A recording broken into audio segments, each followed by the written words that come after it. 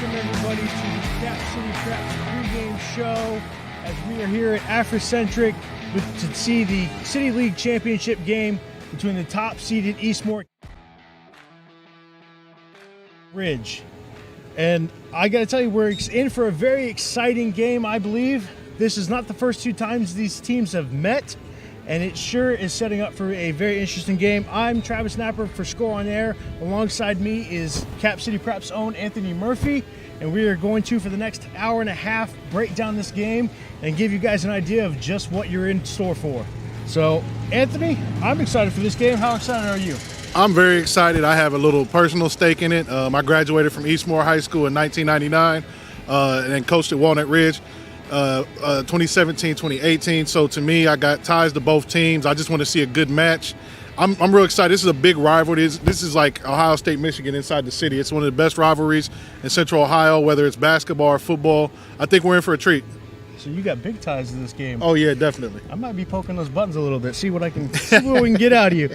But first, we're going to start off with how Walnut Ridge got here. These two teams obviously met once before. Walnut Ridge unfortunately came out on the losing end of that battle the first time around. Let's talk about how they got here, and we're obviously talk at the end of the show how they can rectify that. So how did Walnut Ridge get here? With Walnut Ridge, they started off the season with a win, and then they had that Eastmoor game where they lost. But Walnut Ridge was up 13-0 in that game, so I kind of feel like they probably feel it's a game they let get away from them. Right. Then they turned around and lost to Independence, and it kind of looked like doom and gloom. People were questioning Walnut Ridge. They're 1-2.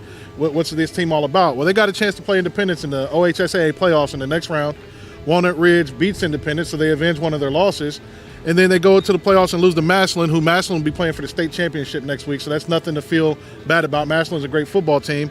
Go into the City League playoffs, reel off 3 wins, now they're here. And I think they got an opportunity for them. They're looking at it, win a city championship, avenge a loss to Eastmoor. They'll avenge 2 of their losses. So, and I hear there's some trophy issues with between these two teams. They got a little bit of a hardware situation that they battle over. Normally in the rivalry they play for a bell. What I'm hearing is the bell will not be on the line today. They're playing just for the City League Championship trophy, which I think both teams will probably value.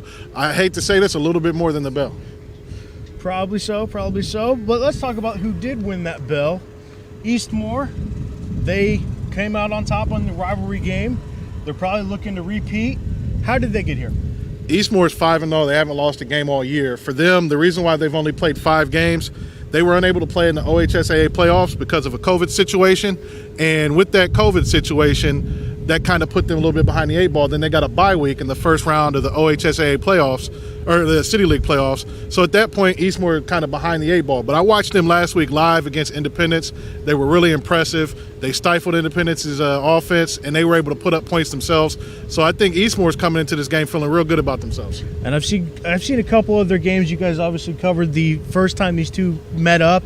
So I saw a lot of good defensive play out of Eastmoor, and I'm sure they're going to be looking to continue that trend as we go into this game. And so I'm very much looking forward to that as we talk more about this game. Later, we are going to go to break soon.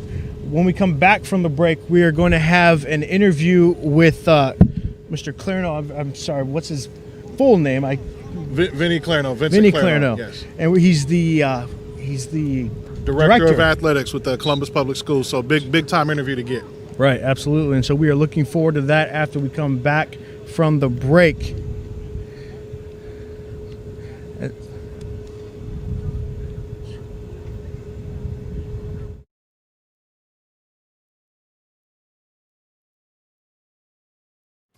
In sports, you want to have a player that can get the job done right every time. A real all-star, somebody that's dependable and you can turn to when the game is tough.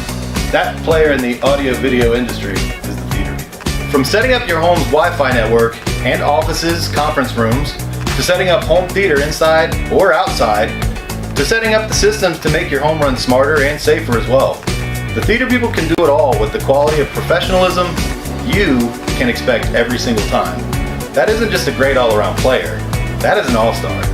That is why we are the leaders in audiovisual installation in Central Ohio. So call us at 614-604-6327 or check out our website at ttpcolumbus.com to figure out which products will fit you. And don't forget, amplify your personality with the theater people. Do you have design ideas for t-shirts but you're not sure where to go? Go to Mojo Sports Gear. That's right, Mojo Sports Gear. At Mojo Sports Gear, you can get custom-made shirts. Whatever design you need, Mojo Sports Gear can provide it. Don't forget to grab a custom-made cap on your way out and rock the best headgear in the game. Give them a call at 614-864-6656. That's 614-864-6656.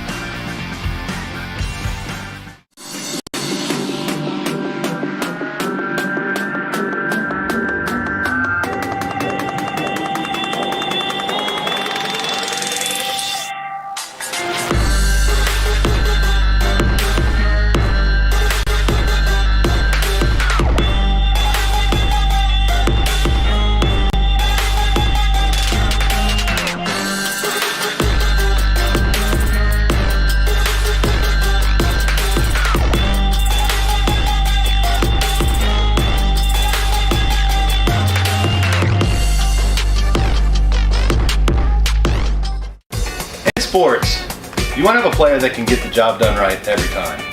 A real all-star, somebody that's dependable and you can turn to when the game is tough.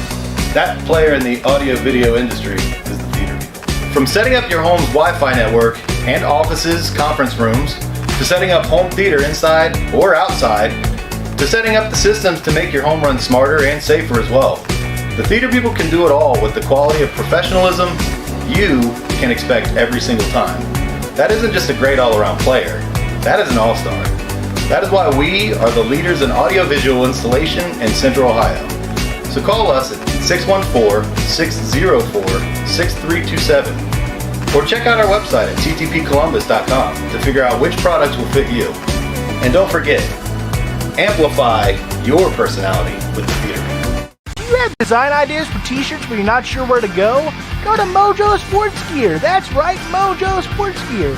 At Mojo Sports Gear, you can get custom-made shirts. Whatever design you need, Mojo Sports Gear can provide it. Don't forget to grab a custom-made cap on your way out and rock the best headgear in the game. Give them a call at 614-864-6656. That's 614-864-6656.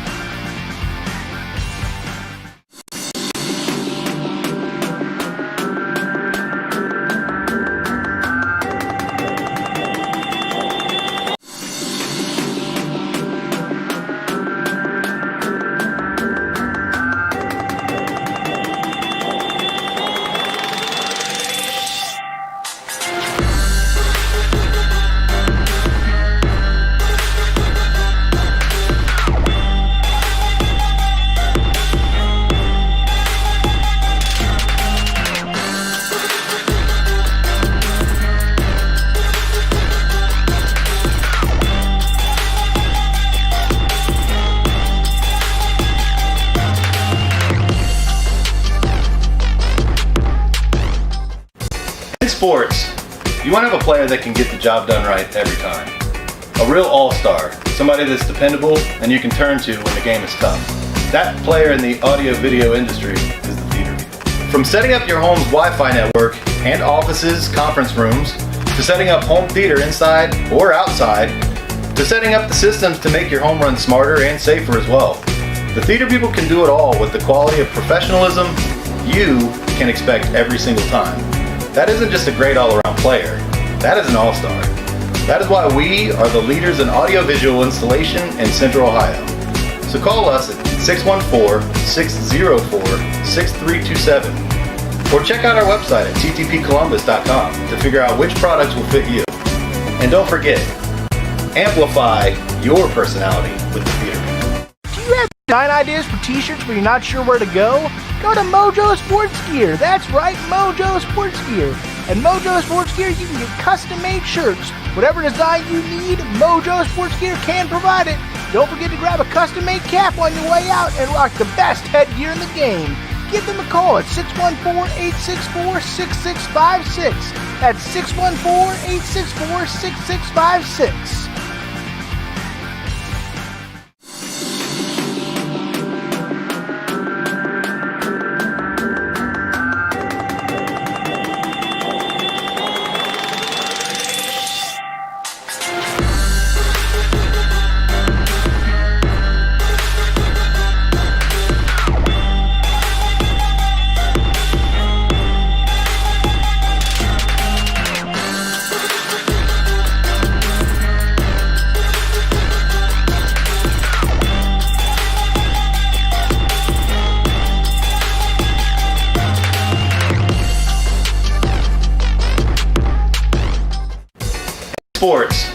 You want to have a player that can get the job done right every time.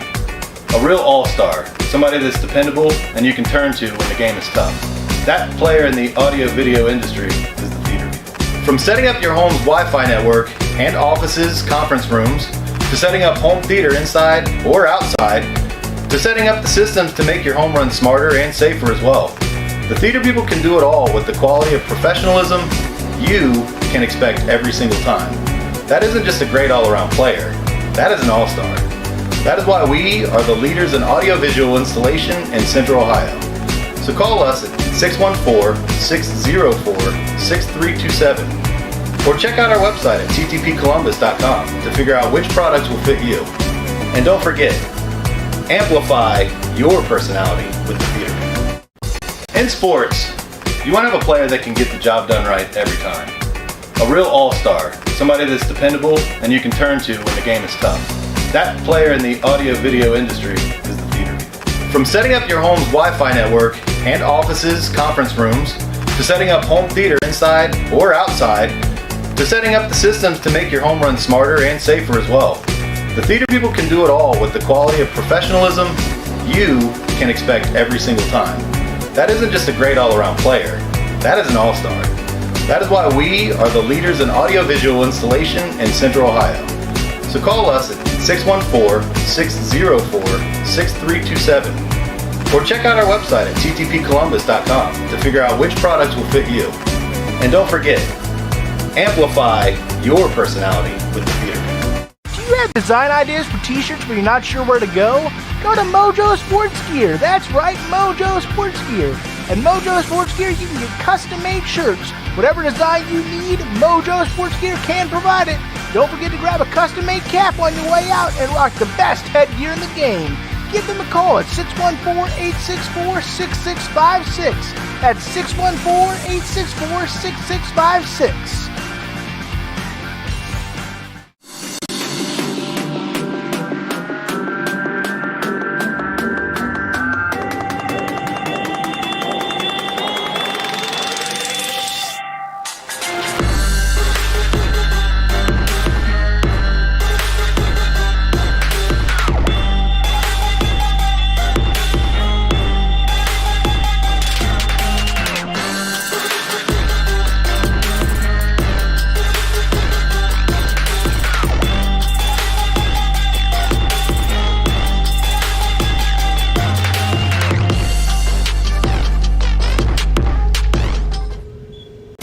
In sports, And welcome back, everybody, to the Cap City Preps pregame show. Again, my name is Travis Snapper alongside Anthony Murphy for Cap City Preps.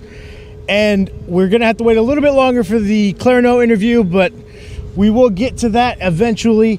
But we do want to talk a little bit about this game first.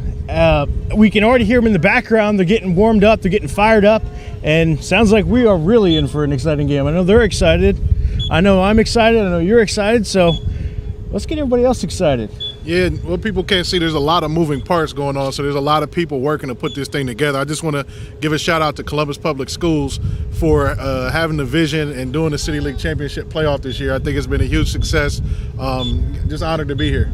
As am I, and especially listening to them in the background. If you can't hear them, they're getting really fired up, and so it's making me get a little bit fired up as well. And so we're really happy that we're able to be here and to be able to put on this production and just kind of get you guys excited and fired up for this game like I'm getting. So I'm really excited to be here. What kind of stuff are you looking forward to in this game? I know we're going to give our final thoughts. With Walnut Ridge, they're talented. To me, as far as like big name, big talent guys, Walnut Ridge has got those guys.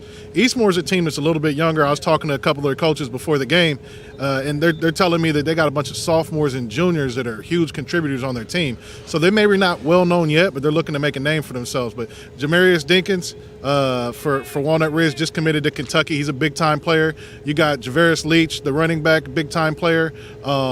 Even the younger Felts, number 4 at running back for Ridge. I really like him as a player. And then a guy that nobody's really talking about right now, he's one of my favorite players I ever coached, Darren Brown. He's going to step in at quarterback for Walnut Ridge. You talk about a kid that's just a great kid academically, a good athlete all around, plays baseball, football, and basketball. So I'm just looking. I'm looking for who's going to step up and make the big play. And some of those guys I mentioned, I think will. For Eastmoor, Ahmad Armstrong has really been the one that stirs our offense and makes our offense go. He's a dual threat. He can throw the ball. He can run. He's our quarterback. So he's a guy that's going to have a big game, I would assume. It's going to be interesting. But I honestly think it comes down to the trenches. I'm looking to see if the lineman for Eastmoor, Big Jalen Slappy, lines up against Damaris Dinkins and they go at it. That'd be a great matchup to watch. Two guys that have, D1 potential. That's the biggest thing. A lot of games they say is won in the trenches. And it's a good thing you brought up Leach, because we will be getting an interview with him. Our own Kyra Bailey got to sit down and talk to him. And so we will be throwing it to that later on in the show. But I have to agree with you. I'm excited to see that battle in the trenches. I'm excited to see who wins the tough battles, who wins the really gritty battles at the line. Are they able to really work the ball as effectively as they need to? And, I love seeing a good trench battle. It's always exciting to see. I think you always know that's where the game is usually won. And so I'm looking forward to that. Another thing is the X's and O's about this thing. Coach Miranda and Coach Maddox are two of the most well-respected coaches in the City League. Right. And with Coach Miranda, I don't know exactly how long he's been coaching. I don't want to date him because when I talk to him now, he seems as young as he's ever been. But he coached in the city championship game that I had access to that was played back in 1992. So he's been coaching for a while, and then Coach Maddox has been coaching 20-plus years. So both of these guys are experienced. It's going to be a good battle of X's and O's and who prepared their team better this week. I just can't wait for it. I cannot explain how excited I am. This is like Ohio State, Michigan for a City League guy like myself. So I'm just very excited for this game. I probably can't put it into words either, but I can feel it. He's sitting right next to me, and I know he's as pumped as I am. They got the music going now. It's starting to feel like game time. It's really starting to feel like game time, and so I'm excited. You can still hear them in the background getting warmed up, getting ready, all the cheers, all the chanting going on behind us. It's getting to be really close to game time, so we're getting really excited about it. And again, like we said before, we are going to have an interview with Mr. Clarino. Looks like he actually may be coming over this way now. Yep. All right, so we will get him in here, get him talking, and get a little bit more information about how this all came to be, and get excited. I know you got some. I'm gonna turn this way to give you a little space, sir. Thank you for coming on. Yes, indeed, of course, man. I'm honored to be on today. We were just talking earlier.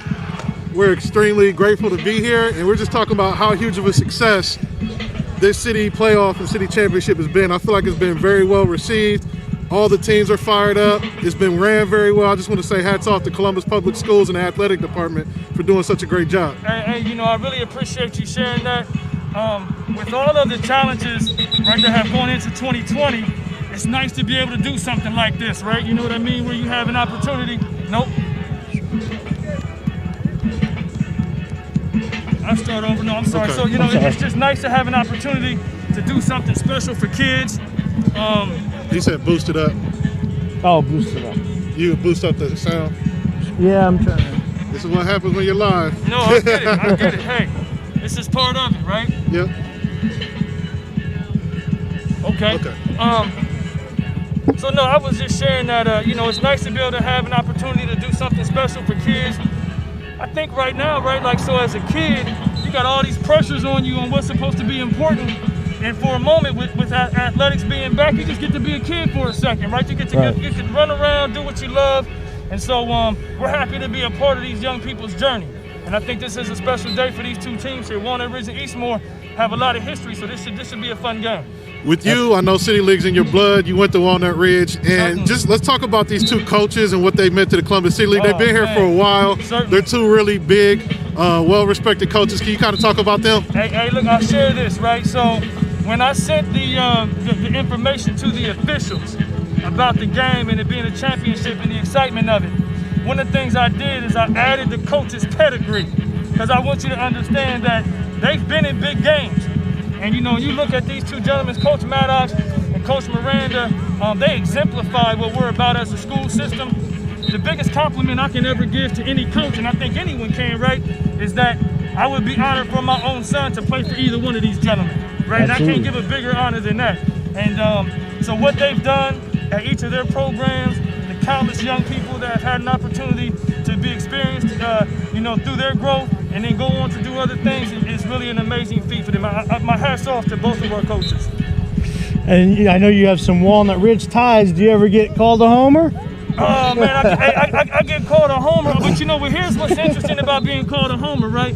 I say two jokes to it. One, every game I win and every game I lose, regardless of who's playing, right? Because one of our schools win, one of our schools lose. But the other thing is that if you talk to my Walnut Ridge people, they will tell you I don't do enough, right? So Walnut Ridge says I don't do enough. Everybody else says I do too much, which tells me then I'm doing the right thing. Absolutely. Right? That tells me I'm doing the right thing for that school and that community. But I would be sitting here and it would be, you know what I mean? I would be spinning in circles if I said I didn't have a lot of Ridge pride in me, because it helped me grow up and become the man that I am today. Right. Yeah. Now, the facilities here at Afrocentric are amazing, and a lot of the city schools I see are getting upgrades and different things. When this thing was built, I know the athletic offices are inside there. What was the vision? Because this is just an amazing campus. So really, and you kind of hit it on the nose, right? While we definitely want the Afrocentric community to be able to call this space home and grow their student athletes, to tap in and have events like this. We hold our City League basketball championship here, which is another amazing event for us. And so the reality is that our office and our presence here allows it to be as much of a district space as it is Afrocentric. But we have such a great partnership with all of our schools anyway. I don't impose on Afrocentric an energy of I'm the boss and my office runs everything, so we do whatever we want. Because we have other facilities that we use, like Columbus East, which has a beautiful gym. You can't beat, right, the big floor-to-ceiling windows on the side of the gymnasium. But we have a great partnership with Afrocentric, and I appreciate and have a high level of respect for my athletics department here. And can you kind of just go a little bit more into the mindset of how to I know there's no easy way to deal with this year. It's obviously been very crazy, but just the mindset of how you've had to tackle this year, especially as a director, to just make sure that this runs as smoothly as it can. Obviously, with everything going on, it's fluid. You don't know how to exactly get it going, but just kind of the mindset you have to be in to kind of get this going. So I'll rewind back, right, to, like April and May, when everybody was kind of just walking around thinking, this is going to pass and we'll all be great, right? We really started our planning for what it would look like for having a fall season. And athletics, operates really 2 or 3 months ahead of everyone else, right?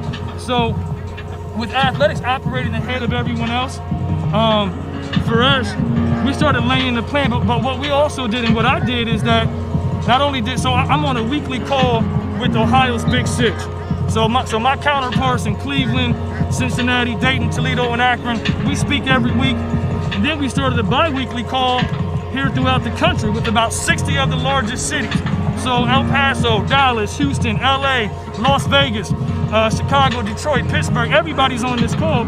And so, it was a lot of the times it was, wow, Columbus, y'all are doing this? Wow, Columbus, y'all are doing that? So there was a lot of cities that haven't been able to come this far, Unfortunately, some of our counterparts here in the state were never able to even get off the ground. And so for us, the biggest challenge is you got some coaches who want things to be normal, and I get it, and they're a little frustrated, but at the end of the day, this has been a complete team effort from coaches, principals, superintendent, school board, everybody on down has helped make this a reality for our student athletes in our communities. Absolutely. And I got 2 more questions for you. One's a layup. I got one tough question for you, but it's not that bad. The layup is, explain to us what it means to you to be a Walnut Ridge graduate, someone that played ball, that was an all-city performer, and then be able to come back and be in the role that you are now. Oh man, you don't envision, right, really where your path is going to take you in life. And so I kind of always knew that in some form or fashion, I wanted to be able to, work in this field of education. Man, so this means everything to me, because one of the references and comments that I shared with my staff, the school district's athletic directors all the time, is that somebody did it for us. Right, there was somebody on the other side making these opportunities important and possible, And so I always share with my staff, when you come to ask me about an idea or a thought, if you can't tie it into how it benefits kids, don't call me at all, right? Because I'm not going to listen to it if it don't benefit kids somehow. And so just to be here and help the next chapter of young people come through Columbus City, we've seen some exciting athletes. You know, Columbus City schools, man, our history runs long for top-notch kids, and we just continue to pump them out.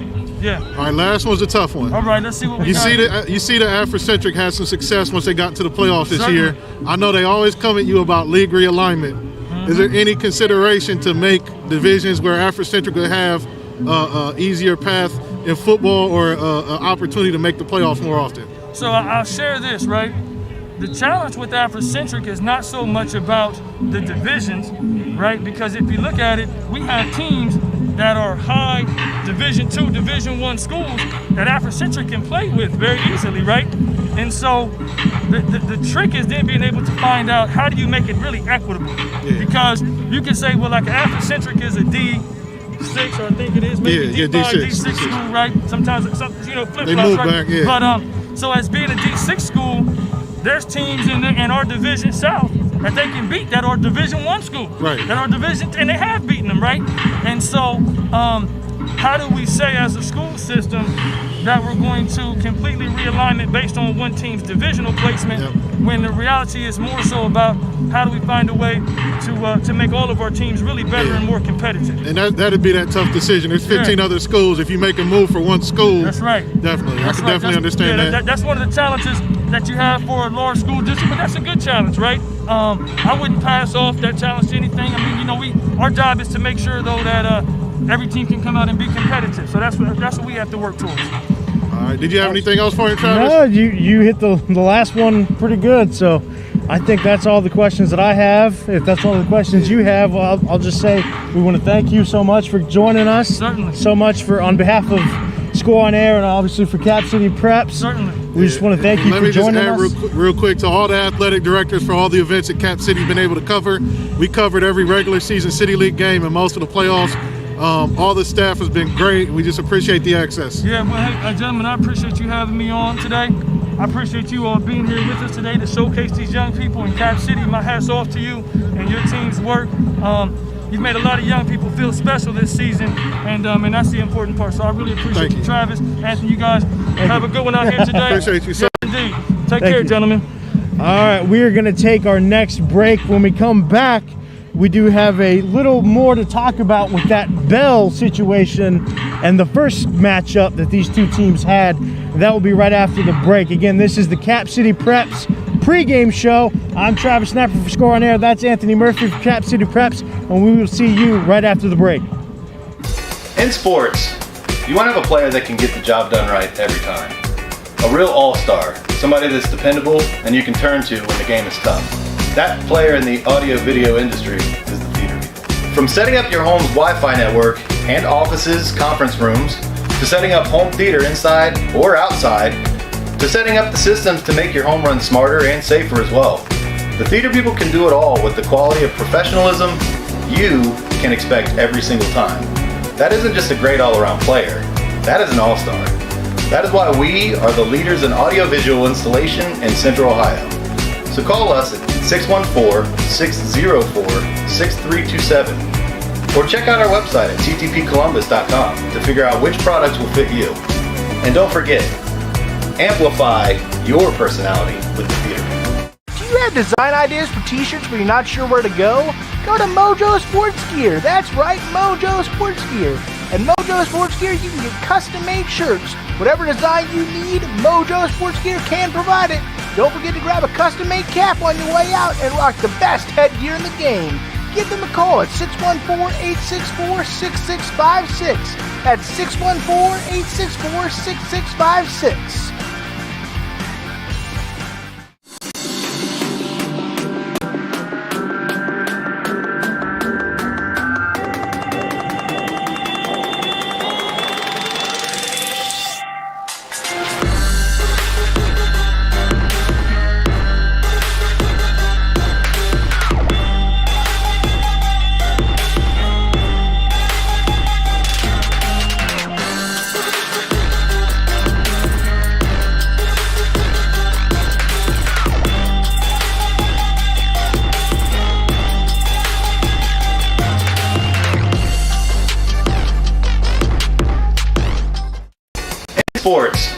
You want to have a player that can get the job done right every time. A real all-star, somebody that's dependable and you can turn to when the game is tough. That player in the audio-video industry is the theater people. From setting up your home's Wi-Fi network and offices, conference rooms, to setting up home theater inside or outside, to setting up the systems to make your home run smarter and safer as well. The theater people can do it all with the quality of professionalism you can expect every single time. That isn't just a great all-around player, that is an all-star. That is why we are the leaders in audiovisual installation in Central Ohio. So call us at 614. Check out our website at TT.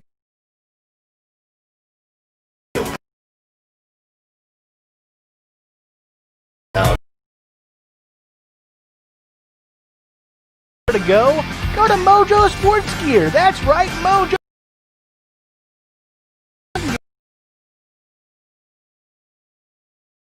Can the best headgear in the game. Give them a call at 614-864-6656. That's 614-864-6656.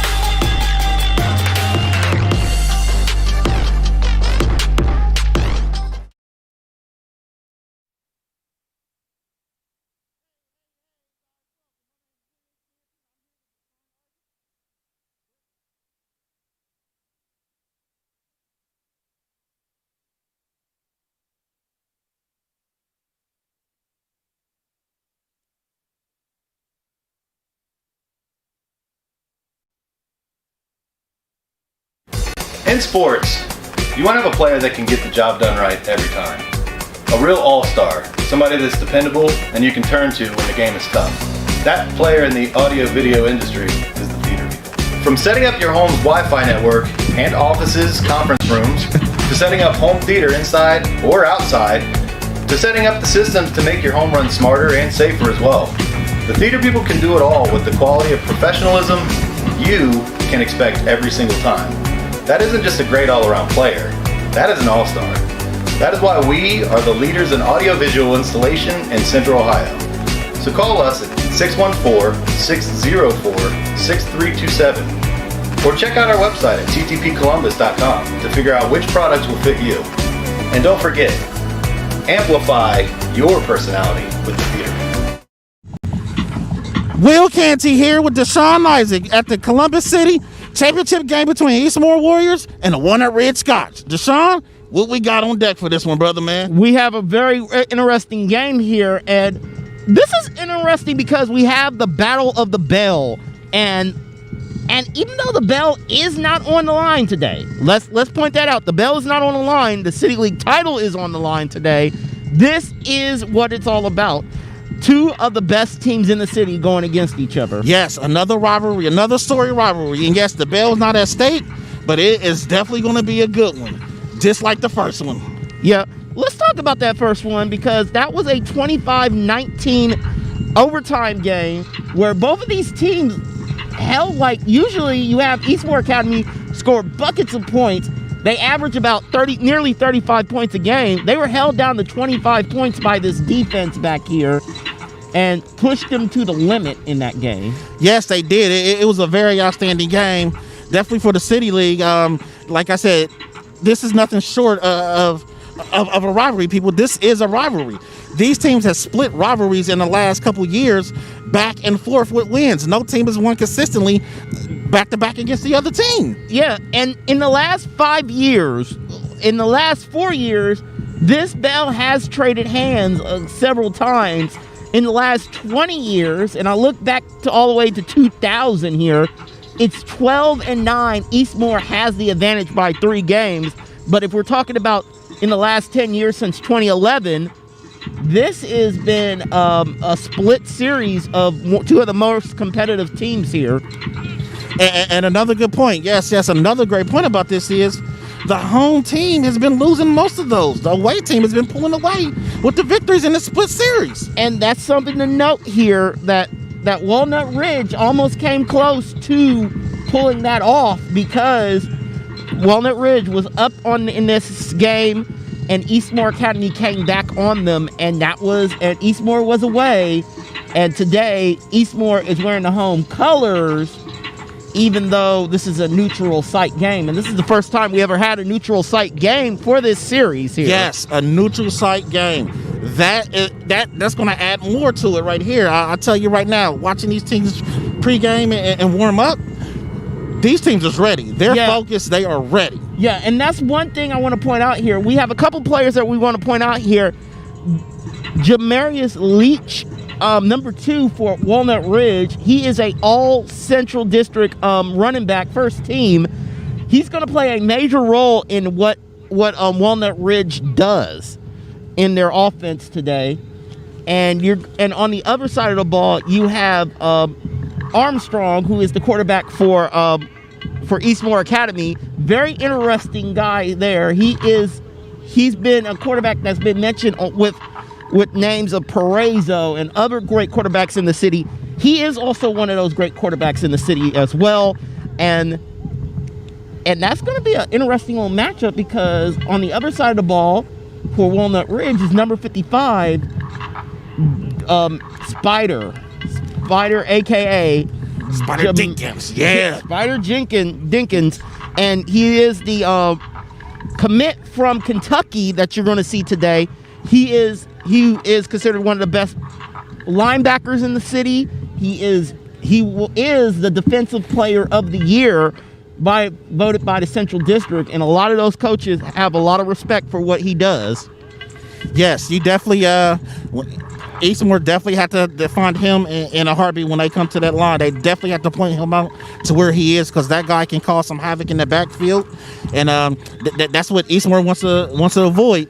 So it's definitely going to be one of those games where it's just going to be unbelievable talent that's out here that's ready to play, and it's very exciting. Can't wait to really get this game started. The thing I'm going to be watching is that matchup between Demarius Jenkins and Slappy over on Eastmoor Academy. He is also a all Central District first team lineman, and those two will meet each other a lot on the offensive defensive line today. When Eastmoor got the ball, he's going to have to protect Armstrong.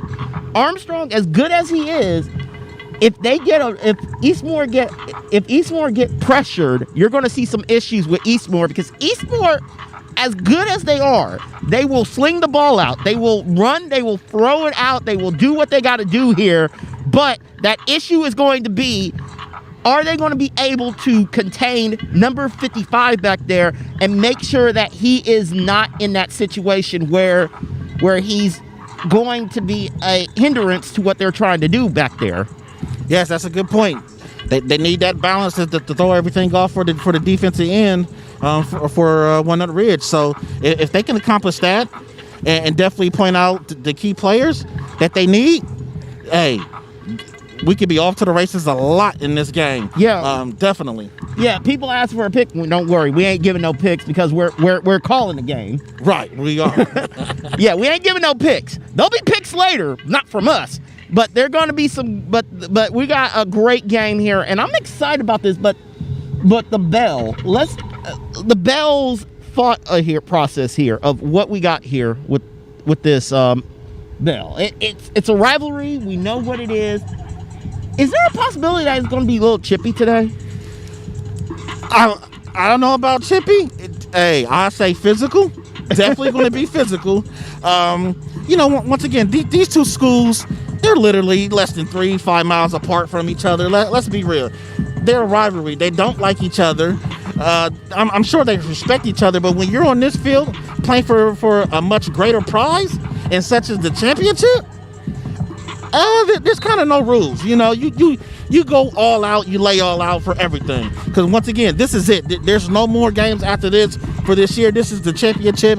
And once again, bragging rights. You can say you won 2 in a row against this team. Absolutely. And if you got those bragging rights, that's going to be something major to look at and something to be cared about, because who knows if they're going to do this again. This is something unique here. This is an opportunity for these kids to do something a lot of people talk about for years. They talk about this mythical City League championship. Well, it's not a myth today. We're at the end of this 48 minutes that we're going to see of action, we're going to have a champion. And whoever that champion's going to be, it's going to be very interesting to see how they're going to do it. Yes, like once again, these teams got something to say, and they're going to say it today. If it's going to be Eastmoor Warriors or is it going to be the Walnut Ridge Scots. Oh, don't forget that academy, brother. It's the Eastmoor Academy. Eastmoor Academy. Yeah. Warriors, Put some respect friends. on it. Just as Birdman used to say, put some respect on my name. Respect on my name. Great programs, yes. Legendary coaches, yes. We are up for a great treat this morning, guys. I want to ask, is there anything you're looking out and looking forward to in this game, man? What I'm looking forward to this game is I really want to see the running game of the Scots. I want to see how well balanced they can be, and if Eastmoor can stop that. That's mainly what I'm looking forward to, and that's just from the Walnut Ridge's side. On offense and on defense, I want to see if they can apply pressure to the quarterback. Can they cause havoc getting in the backfield for Eastmoor? Yeah, and that's something I'm looking at towards as well, because you got Hurt, you got Hurt back there. He can make some noise. Leach is going to make some noise today, and Herc Leach is going to make some noise. And the thing about him is he is such a powerful running back, and there's a reason why he's first team all district. He is one of the best backs in the city, and you're going to see that live for all of us here, and that's going to be something to see. Yes, it once again, it's who gets out and starts out early and who stays and keeps that pressure up. That's the most exciting part about high school football. You have so many great players in a game like this. You know, who will be that unexpected step up that you would need, whether it's offense or defense. It's going to be phenomenal. Yep, wrap it up. So, once again, Will Canty here, along with Deshaun Isaac. And we are at the Eastmoor Walnut Ridge Championship game. Get ready for it. We'll see you at noon. See you at noon, guys. Do you have design ideas for t-shirts but you're not sure where to go? Go to Mojo Sports Gear. That's right, Mojo Sports Gear. At Mojo Sports Gear, you can get custom-made shirts. Whatever design you need, Mojo Sports Gear can provide it. Don't forget to grab a custom-made cap on your way out and rock the best headgear in the game. Give them a call at 614-864-6656. That's 614-864-6656.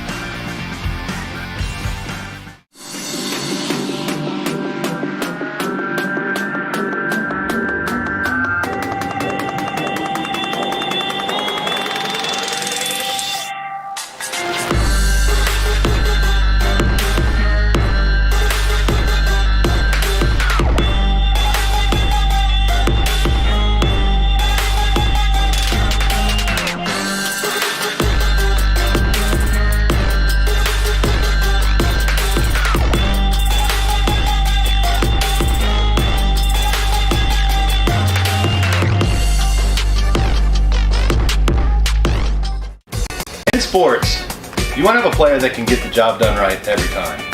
A real all-star, somebody that's dependable and you can turn to when the game is tough. That player in the audio-video industry is the theater people. From setting up your home's Wi-Fi network and offices, conference rooms, to setting up home theater inside or outside, to setting up the systems to make your home run smarter and safer as well. The theater people can do it all with the quality of professionalism you can expect every single time. That isn't just a great all-around player. That is an all-star. In sports, you want to have a player that can get the job done right every time. A real all-star, somebody that's dependable and you can turn to when the game is tough. That player in the audio-video industry is the theater people. From setting up your home's Wi-Fi network and offices, conference rooms, to setting up home theater inside or outside, to setting up the systems to make your home run smarter and safer as well. The theater people can do it all with the quality of professionalism you can expect every single time. That isn't just a great all-around player, that is an all-star. That is why we are the leaders in audiovisual installation in Central Ohio. So call us at 614-604-6327 or check out our website at tvcolumbus.com to figure out which products will fit you. And don't forget, amplify your personality with the theater. Do you have design ideas for t-shirts but you're not sure where to go? All right, everybody, welcome back. We want to thank Will and Deshaun for that very interesting segment. But now we are going to talk about the quarterback situation for Walnut Ridge. I hear they got an interesting one. They do. Howard Thornton had started most of the season for them. He threw for 25 touchdowns last year. So production-wise, that's a tough act to follow. The kid that they have, take my mask off, Clarino's not here anymore. The kid they have following is Darren Brown. And if anybody can do the job, I bet on Darren Brown. He's a 4.0 student, involved in several programs, 3-sport athlete. He's all city in basketball and football. So you talk about a kid that can get it done. He's a great athlete. He's played defensive back and receiver for Ridge. So I think he can step in and get it done. Last week was his first start, but this week he'll have a little bit more, experience and his feet underneath him. He could be a difference maker because it's a little different look for Eastmoor, defensively, what you're going to see from Walnut Ridge on offense. And I want you to save the X's and O's for later, but I do want to ask you, since you have played football, what kind of mindset do you have to be in? I mean, this is, like you said, this is his second start. How do you deal with that? How do you get prepared for a game like this when it's your second start ever? I think, honestly, a lot of it's going to come down to play calling and what the coaches have set up for him. You got a scheme to put him in positions to be successful. As far as him as an individual athlete, I don't think he's going to be nervous or scared. He played a huge role on a district championship basketball team last year. He's been in big contests. These kids that are seniors for Walnut Ridge have played in the state playoffs every single year. That's got to be the first time in Walnut Ridge history that a senior class has done that. So these kids are ready and primed to go. It's just going to come down to what scheme they have for him and are they going to put him in some positions to be successful. Well, we will see later on when the game finally kicks off whether or not they have done so. I'm very intrigued to see what kind of play calling they do play for him because, like we just said, it's his second game overall. So you probably almost have to, I wouldn't say you have to dumb it down a little bit, but you do probably have to make it at least a little bit simple. Yeah, normally I'd 100% agree with you, and this is one of the things where you have no way of knowing. I know the team very well. Right. His freshman year, Darren Brown knew the entire playbook. He's just one of those kids that I'd be shocked if he doesn't end up being a lawyer, a doctor, a councilman, or a football coach one day because the kid he's that smart. He picks up on things rather quickly. I don't think they'll have to dumb things down. It'll just be more so of finding things where he can use his legs. He's more of an athlete than he is a thrower just because he hasn't worked on that. That hasn't been what he's been trying to work on as quarterback. Okay, all right. Well, I know we have other players that are really going to be talking about, but what about for Eastmoor? Like, what quarterback-wise, what are they looking at? Mr. Armstrong has been amazing all year, and told me he's only a sophomore. I had no idea he was that young. You talk about he's been running and throwing all year, so I mean he's a dual threat, true dual threat. The thing to keep an eye on with him, he did turn the ball over 3 times last week in the air. You can't do that to a Walnut Ridge team and give them a short field. So for him, if he takes care of the ball today, makes some plays with his legs, hit some open receivers if he can find them here and there, because Walnut Ridge does have a very talented secondary. So it's going to be for him, take care of the ball, play smart. With him being a sophomore, maybe he gets a little nervous in the moment. It'll be interesting to keep an eye on both quarterbacks. I'm glad you brought up defense. That actually draws me back to Walnut Ridge a little bit.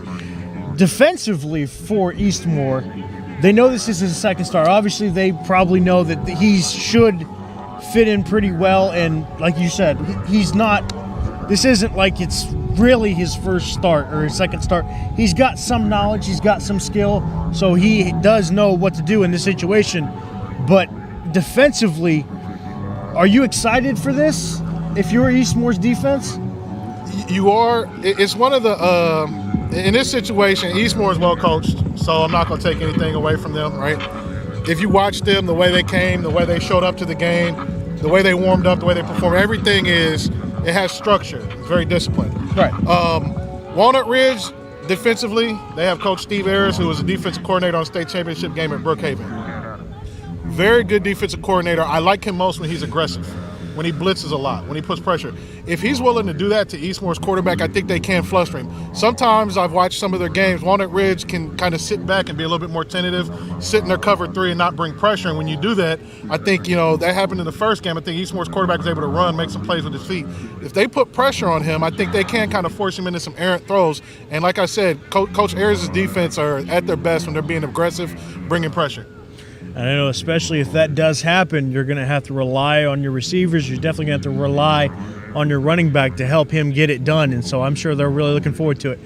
But to get more information on this situation, we had our own Kyra Bailey earlier on in the week get a chance to sit down with Darren Brown, and we are going to go to that interview right now. All right, so you've just been thrown into this quarterback position. What's going through your mind right now?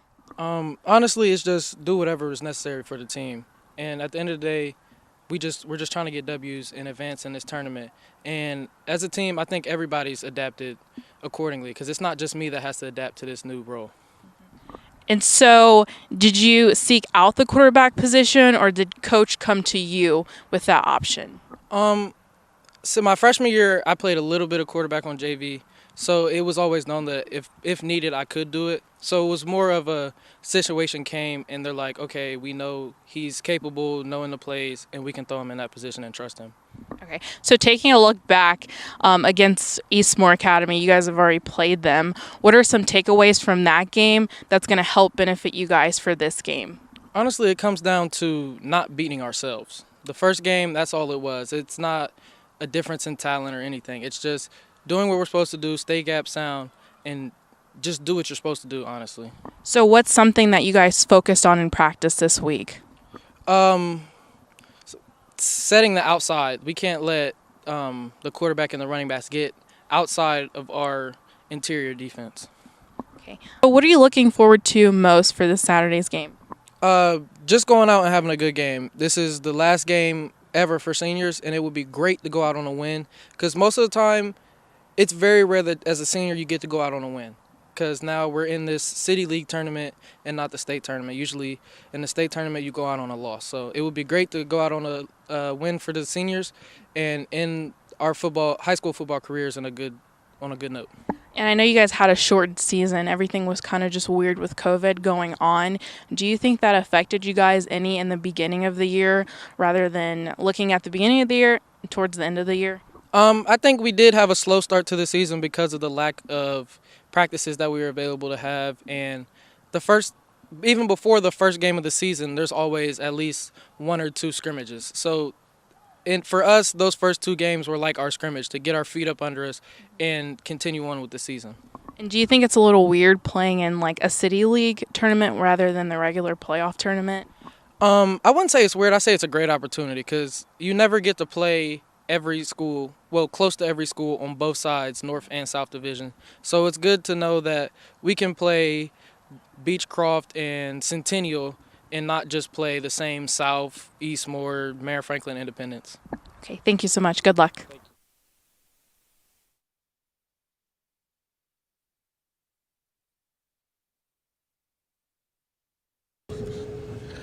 All right, everybody, welcome back. Thank you, Kyra Bailey, for that insightful interview. It was very nice to get a little bit more information about that quarterback situation and just how everything is playing out. And so we are going to throw it to break, and when we come back, we should have some more interesting stuff to talk about because, like we said, this game is going to be interesting. These two teams want to go at each other again. You can tell, you can feel it in the air.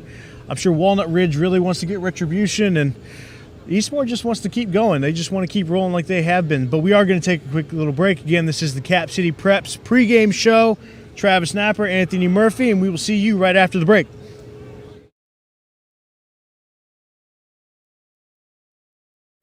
In sports,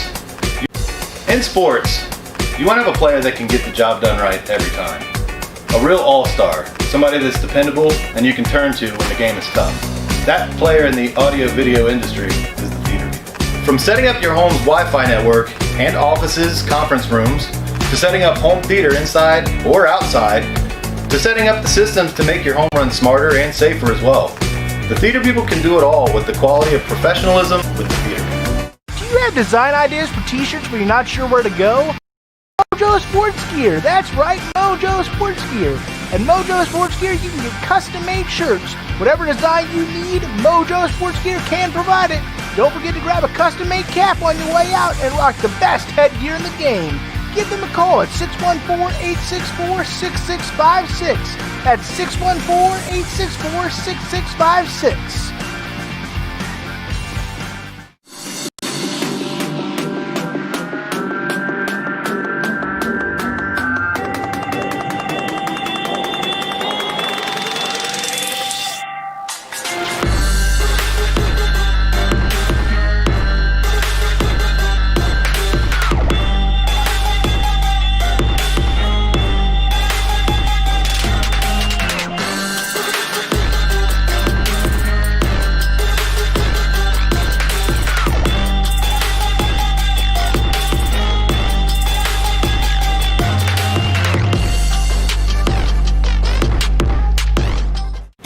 In sports, you want to have a player that can get the job done right every time. A real all-star. In sports, you want to have a player that can get the job done right every time. A real all-star. Somebody that's dependable and you can turn to when the game is tough. That player in the audio-video industry is the theater people. From setting up your home's Wi-Fi network and offices, conference rooms, to setting up home theater inside or outside, to setting up the systems to make your home run smarter and safer as well. The theater people can do it all with the quality of professionalism you can expect every single time. That isn't just a great all-around player. That is an all-star. That is why we are the leaders in audiovisual installation in Central Ohio. So call us at 614-604-6327 or check out our website at ttpcolumbus.com to figure out which products will fit you. And don't forget, amplify your personality with the theater. Do you have design ideas for t-shirts but you're not sure where to go? Go to Mojo Sports Gear. That's right, Mojo Sports Gear. At Mojo Sports Gear, you can get custom-made shirts. Whatever design you need, Mojo Sports Gear can provide it. Don't forget to grab a custom-made cap on your way out and rock the best headgear in the game. Give them a call at 614-864-6656. That's 614-864-6656.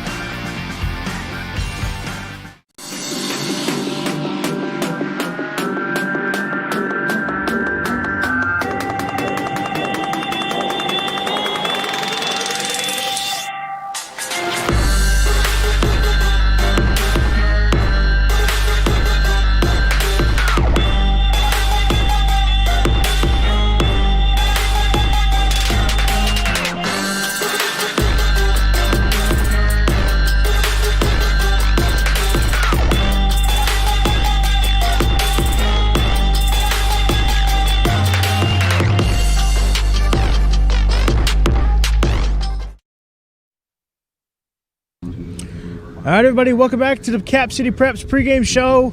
Again, my name is Travis Napper alongside Anthony Murphy. Got about 12 minutes left before they kick off here at Afrocentric. What are you looking forward to? I'm going to start picking your coaching brain a little bit. What are you looking forward to the most as a coach standpoint for Walnut Ridge? We'll start with them. I'm looking to see how offensively they adapt their play calling. It's not going to be the same play calling from the first game, and that could work to their benefit because Eastmoor is not going to be used to what they're running as well. And for them, I just want to see if Walnut Ridge can establish the run.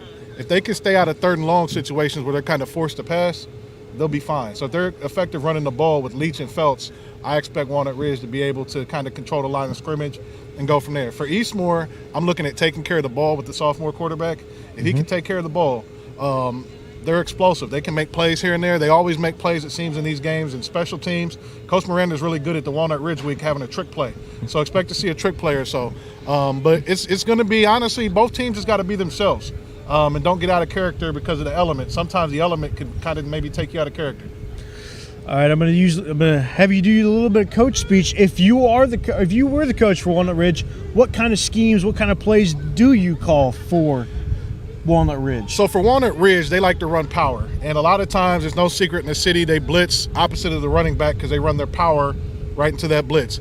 I expect to see some more read option. They're going to be reading that backside end, see if he crashes. If that end crashes and Darren Brown can hit the crease and maybe make a play or two with his feet, because he's got track speed. He was a track champion in middle school. He just plays baseball down in high school. So I kind of watched Darren Brown in that realm. Also, with Javarius Leach, he's one of the best running backs I've seen in person. I've seen a handful. He's probably one of the top 5 or 6 running backs I've seen in person. Right. He's big, he's strong, he's athletic. He's a load.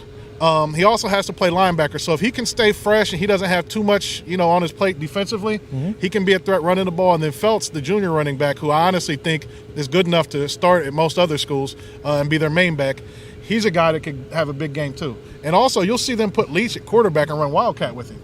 So they'll run some Wildcat and have Felts and Leach back there. So if I'm Walnut Ridge, I just stay true to who I am. I want to see Coach Ayers be aggressive on defense, blitz, put pressure on Eastmoor. It makes you susceptible for big plays, but you got to be aggressive. You can't sit back and wait and give their quarterback time to think and opportunities. And if you're Eastmoor's coach, we were talking about earlier how it seemed like Eastmoor was a little bit more prepared. They were a little bit more organized. They were a little bit more. They were on the field a lot more than you saw a little bit more out of Walnut Ridge. If you're the coach, do you keep track of that? Do you try to use that in game, or do you just push that out of your mind for a little bit? That's just who Eastmoor and Coach Miranda is. Coach Miranda has been to a state championship game in football and girls basketball, and also has won titles at the district level with boys basketball. Right. At the end of the day, this guy is that's who he is. He's organized. He's disciplined. That's gonna carry out throughout his team throughout the game. Attitude reflects leadership. And they got probably, I'd say it looks about 10, 15, maybe even 20 more players in Walnut Ridge. So it's also easier when you have more bodies to deal with. Right. It's easier to do things the way they do them. So Coach Maddox is great at being Coach Maddox. Coach Miranda is good at being Coach Miranda. And it's kind of a clash of things stylistically. But if you look at their record recently, it's been back and forth. And when these guys come together, you're going to get a good game. I think we absolutely will. I know I'm getting excited for it. Time's still running down a little bit. I'm trying to think what else if you're Eastmoor do you have to do at this point? I know in the first matchup they were down a little bit early. Yep. What do they need to fix from that first half where they actually went down to make sure that doesn't happen again? You hit the nail on the head. They can't start slow. If they start slow this week, I don't think they're going to be able to recoup and get back into position to get back in the game, because I feel like there's too much riding on this game, too much emotion. The thing about last time, knowing they had a sophomore quarterback, knowing it was only the second game of the season, I kind of throw that game out the window a little bit. Right. But I think they kind of probably kept things a little basic for him, and then once the game went on, they opened it up, and it seemed like from that game forward, they opened it up. So for me, it's going to be key to see if they're aggressive offensively. They have to be aggressive. They can't be tentative. And if you're Ridge, do you try to hold back maybe a little bit just so you don't – because you would assume that they're going to plan for that because you tried it the first time. Do you have to hold back a little bit? If you're Walnut Ridge, it's a heavy dose of your running game. It's a heavy dose of Javarius Leach. It's a heavy dose of Felts. They have some athletes that can make plays at receiver. Damian Whaley is a great player. William Felts, the older Felts, is a great player. So they've got some guys that can make plays. So don't shy away from that. It's just about, do you press the button to give those guys the ball at the right time? Eastmoor's going to be aggressive on defense. They're going to blitz you. They're going to attack you. So Walnut Ridge has got to figure out, just press the buttons at the right time. When you throw that wide receiver screen, you got to be throwing it at the right time, not when they're waiting on it. You got to catch them off guard when they're in the blitz, and you throw that ball out there and you get it to your guy in space. And then you can have Damian Whaley off to the races or Felts off to the races. I mean, they've even got a young freshman, number 24, that's been stepping up for you. I don't have the roster in front of me. Right. They've thrown to him last couple of weeks. He's a 6'4" freshman that also plays basketball. So, I mean, they've got weapons. It's just about, are you going to press the button at the right time? That's the biggest thing. It's a chess match. When you got great coaches like this, great coaching staffs, who's going to press the button when?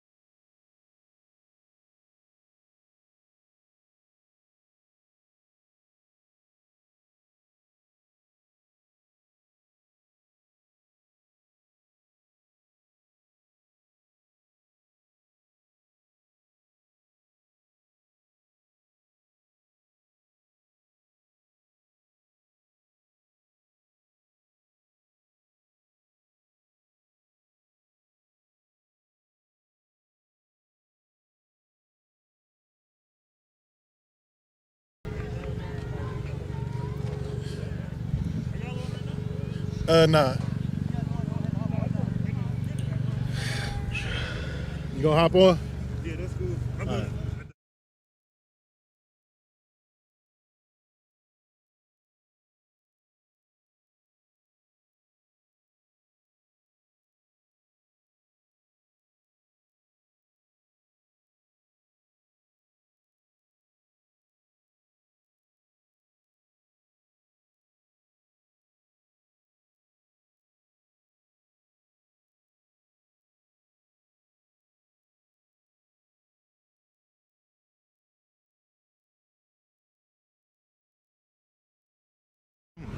Y'all can talk if y'all want, but I'm gonna shout out everybody. All right, everybody, welcome back. There was a quick little interruption, but we definitely wanted to let the anthem play out for sure. I know, Anthony, you got a couple guys here that you want to introduce. Yeah, I wish I was able to get the whole staff here. First and foremost, I want to thank Adam Dell and everybody at Score on Air for partnering with us this year and doing what we did. It's been a great opportunity. I got Chandler Tennant, Zach Turpin here. These are like my day ones. These guys literally do so much. A lot of the stuff you see is because of these guys. We also had some people that couldn't be here today to help out. Rico Freeman and Shaq Minifield and Sore Thumbs, they really helped out. Darnell Strickland is a guy that helped out. We also have Eastmoor Academy and Kelvin Bell Jr. and also DJRS, Darren Gamble. He's helped us out this year as well. So Cap City is a family. It's a team effort, man. Follow us on Twitter at Cap City Preps. And again, we got a documentary coming out with Michael Traylor Bennett. It's going to be a big deal. Check for that at the end of the year. We're just really trying to bring everybody together and build something big here in Columbus. Well, we definitely want to thank you guys for being a part of this and helping out, and this little partnership that we've got going on here, and it's been fun having you on the show. It's been fun doing shows with you. I've gotten to sit back and watch most of the shows that you've done with Wally and Weed and some of the other crew members here, and so it's been a blast. I'm glad that I got to be on the show with you today, so it's been a real blast. Winding down on time here, so we probably should give our final thoughts and give our picks for who we think might win this one. So yeah, it's real easy. I'm pretty sure we got a graphic to put up, but Cap City staff, you guys want to go ahead and say who y'all picked? You got it. Yeah, you can talk. You know, I'm a 41 graduate, but unfortunately, I'm gonna say Eastmoor has this one. They've been rolling, they got the momentum, so I gotta go with EA. EA. Our whole staff, Cap City, went EA. We'll see how this one turns out. Ridge don't beat us up. That's just what we saw from the film. Well, you guys are the football guys, so I'm just gonna go with what you guys say. I'm gonna go Eastmoor as well and say that they get it done. So we'll have to wait and see if we're all correct. All right, it's about to kick off, man. Y'all enjoy this game, man. Appreciate y'all. We want to thank you guys so much for watching. This, again, has been the Cap City Preps pregame show. Again, my name's Travis Knapper for Score on Air. That's Anthony Murphy for Cap City Preps. We hope you guys will enjoy the game. We'll be back here at the halftime for the halftime show, and enjoy the game. Ridge is kicking 10. Eastmoor.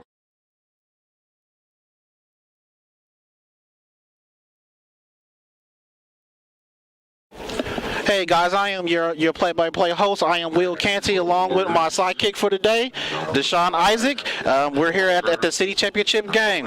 Deshaun, how's it going, buddy? It's going good, and we already have the smack talk starting early from Eastmoor Academy, as they're going to get the ball first. Let's head downstairs to Kyra Bailey, who is standing by right now. Kyra?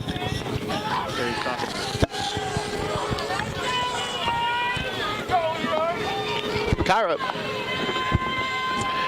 I spoke with Walnut Ridge head coach Brian Maddox earlier, and he told me one of the biggest keys to this game was to take care of the football and keep his team contained and focused. I also spoke with Eastmoor head coach before the game, and he said one of the biggest keys to this game was to contain Walnut Ridge's run game and force them to throw the ball. Back to you guys. All right, thank you, Ms. Kyra. Kickoff was done down. It looks like it's kicked off to the 35-yard line, where the Eastmoor Warriors will take their first snap. And that's something to note here, that was a little low kick right there, and they literally, a little pooch kick, but they got a handle on it. He was trying to run it, but the grass was a little too wet under him. Yeah, so they come out. Shotgun formation. Strong's weak side has a 2 receiver set. All right, and there's a handoff to number 5. Who goes? He has about a 2-yard gain. And that was a loss, and look who is right in the middle of that. That's Jamarius Jenkins.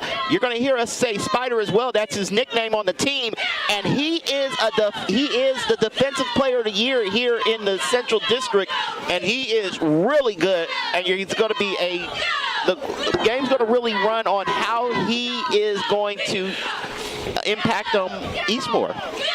All right, 2nd down and 10 from the 33-yard line. Eastmoor is up. Shotgun formation. There's a handoff to number 25.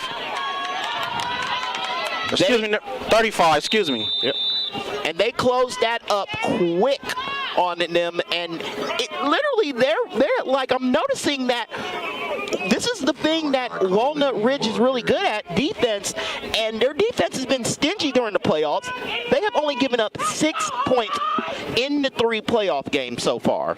Yes, they are definitely protecting that edge right now. It's 3rd down and 10. All right.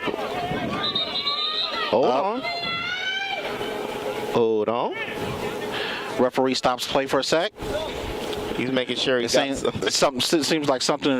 Got to get the right spot. Yeah, got to make sure that spot is there. Very important. Yeah, got to make sure you got that spot right there. All right, 3 and 13 to go. 3 and long to go.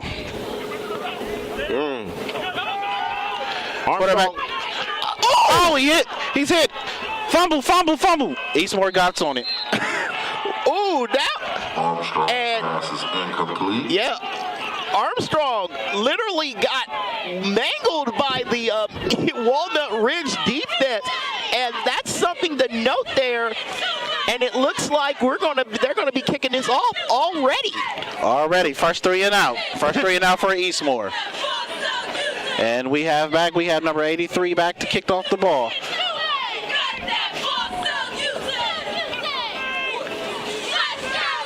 Play a setting. Yep. Waiting on ball. Yep. Low kick. Oh, he got it off. All right. Down at the 45, and we're going to go down to Kyra because she's going to be talking about the quarterback that's coming in right now. So, Kyra, what's going on with this quarterback here? Thank you, guys. So earlier in the week, I spoke with quarterback Darren Brown. This is his first full game as a quarterback for Walnut Ridge. He's just been thrown into this quarterback position, and he's handling it very well. He's not your traditional quarterback. So really keep your eye out on Darren Brown this game. Back to you guys. Hey, thank you so much, Kyra. Yeah, thank you. Walnut Ridge is their first possession. 45-yard line. 1st and 10. Here we go. The ball snap is handed off to number 2. And number 2 didn't get a lot on that play. He may have lost a yard there. So, yeah, he did not get back to the he got back to the line of scrimmage. That's a good one right there. But they're going to pretty much lean on their running game here for Walnut Ridge, and that's what you're going to see them do a lot. Yes, they are a very heavy run team. They got some good runners, Deshaun. So, second and 10 from the 45. Yep. Here, opening drive for Walnut Ridge. There's a snap, another handoff. Much better result, Deshaun. Much better result. A little bit of yardage there that they needed, and they're getting the push that they need here, and it's 3rd and manageable. So if you got your quarterback right now, he's in a position where it's very manageable, where he can get the yardage that he needs here. So we're going to see what he can do, because if they want to throw, they can. They have that. 3rd and 6, you guys, from the 49-yard line. 9:13 left in the first quarter. The Scots come to the line. All right, far side 2 receiver set. Ball snap. Looked like a quarterback run. It was an attempt, but it was not. But looked like Eastmoor Academy had that all sniffed out completely from the get-go, and that just showed. Yep, 4th and 6. The Scots had their first 3 and out. Yep, so both teams 3 and out so far in this game. Defensive back. All right. Second team All City. Number 5 senior defensive back, Cameron Foster. Okay. Second All right here. Yep, we're going to get this kick here. So the kick is going.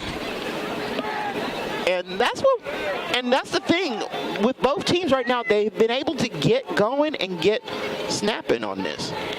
Nice kick. Kicks Ooh, off. that's a good fair catch. kick. Fair catch. A little too much. Trickle in. Scott. Ooh. Oh, nice kick. Nice kick. Nice kick. 15. Have them backed up. The Eastmoor Warriors come out for their second possession. Yep. Get on the read here. All right, guys. If you're enjoying the broadcasting and would like to learn more how to be done behind the scenes, check out Ohio Media School, located at 5330 East Main Street in Columbus, Ohio. If you're interested in radio production, TV broadcasting, or digital media, the Ohio Media School is the choice for you. Visit the Ohio Media School once again. You can also find us on our favorite website, beyonair.com, Columbus. Your school for all your favorite media, Ohio Media Schools. We change lives. Yep, and they always change life for years. So here we go, 1st and 10. Running. 1st and 10, yep. Quarterback draw. He might have got a couple yards out of that play there. Looked like he got about 3 there. So I think they're going to realize. I think this is going to be a very run-heavy game here. These are the 2 good run power schools, so yeah, it's definitely going to be, a fill-out game. First couple of minutes, 2nd and 10, 7:38 to go in the first quarter. Second possession for Eastmoor Warriors. Let's see what they can do here with this. All right, still shotgun set to receiver far side, man in motion.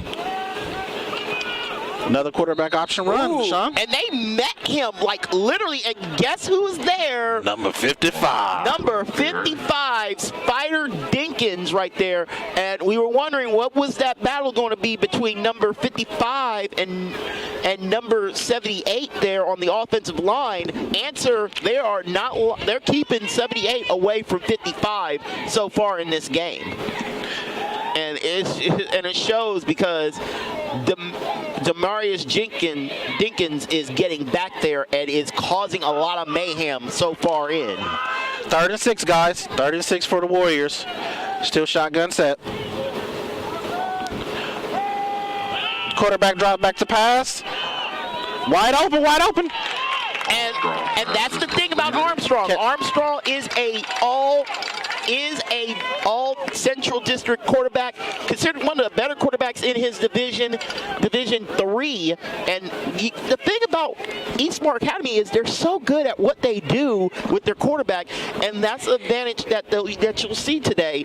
They are not afraid to throw the ball, but when you got defensive players like number 55 back there and a couple others, they could cause some mayhem and start picking off the ball. Yeah, they're definitely right now. Eastmoor is having a balanced attack right now. It's 1st and 10, 6:23 to go.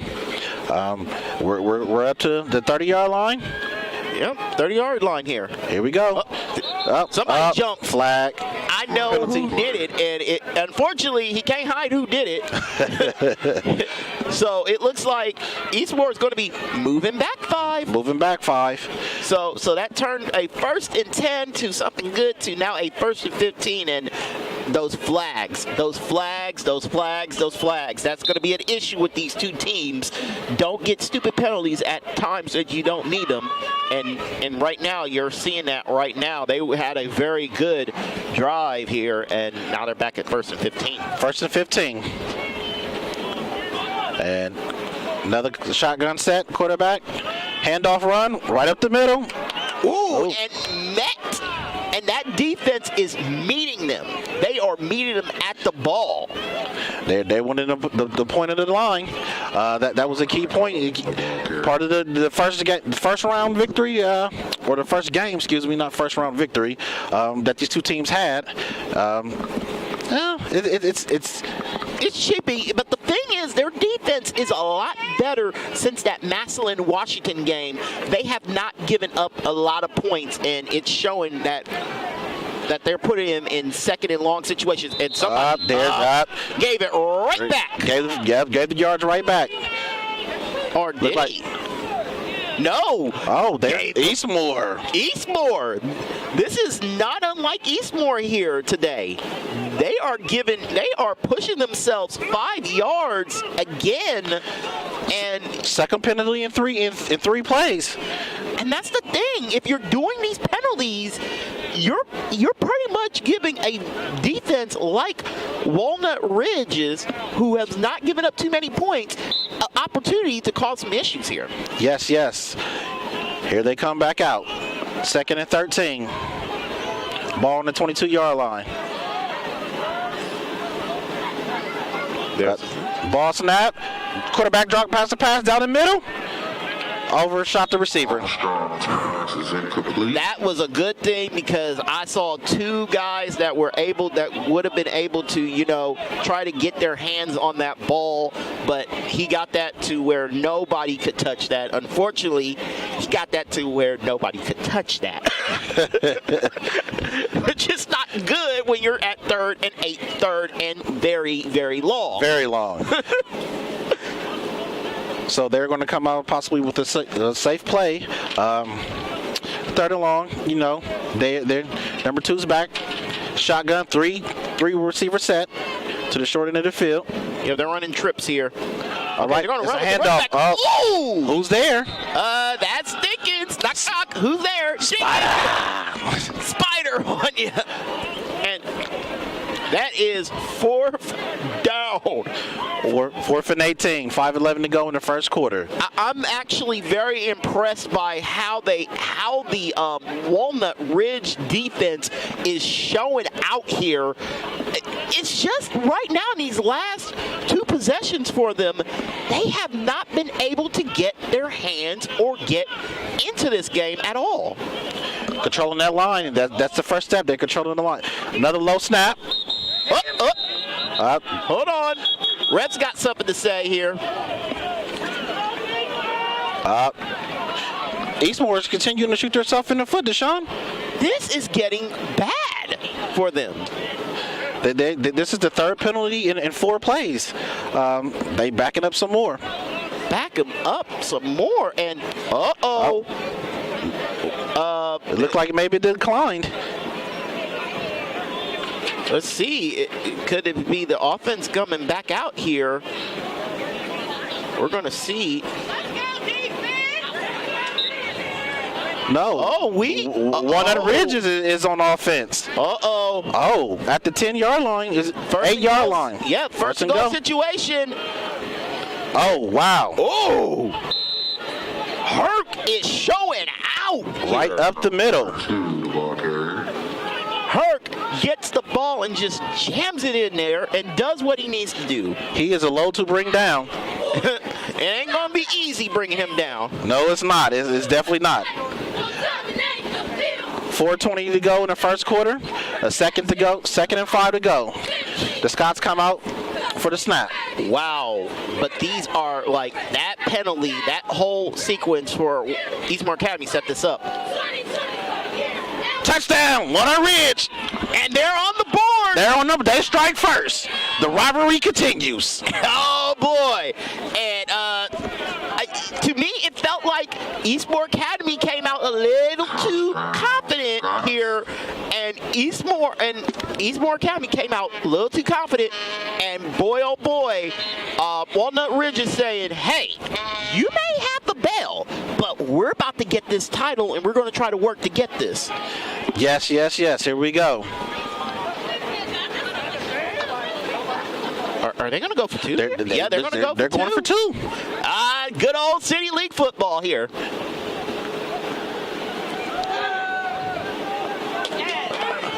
Wow, number 12 goes to the side. He's being chased. He's actually kind of drugged back. Yeah, he was drugged back there, but it was over when they had a little bit of a hand on him, and it was just over before it began on that one. But Walnut Ridge draws first blood in this game. Yes, they do. They draw first blood at the 4:04 mark in the first quarter. We're setting up to prepare for the kickoff. This will be Eastmoor's third possession of the game. What I need to see from Eastmoor here is you got Armstrong. Armstrong is a all Central District quarterback.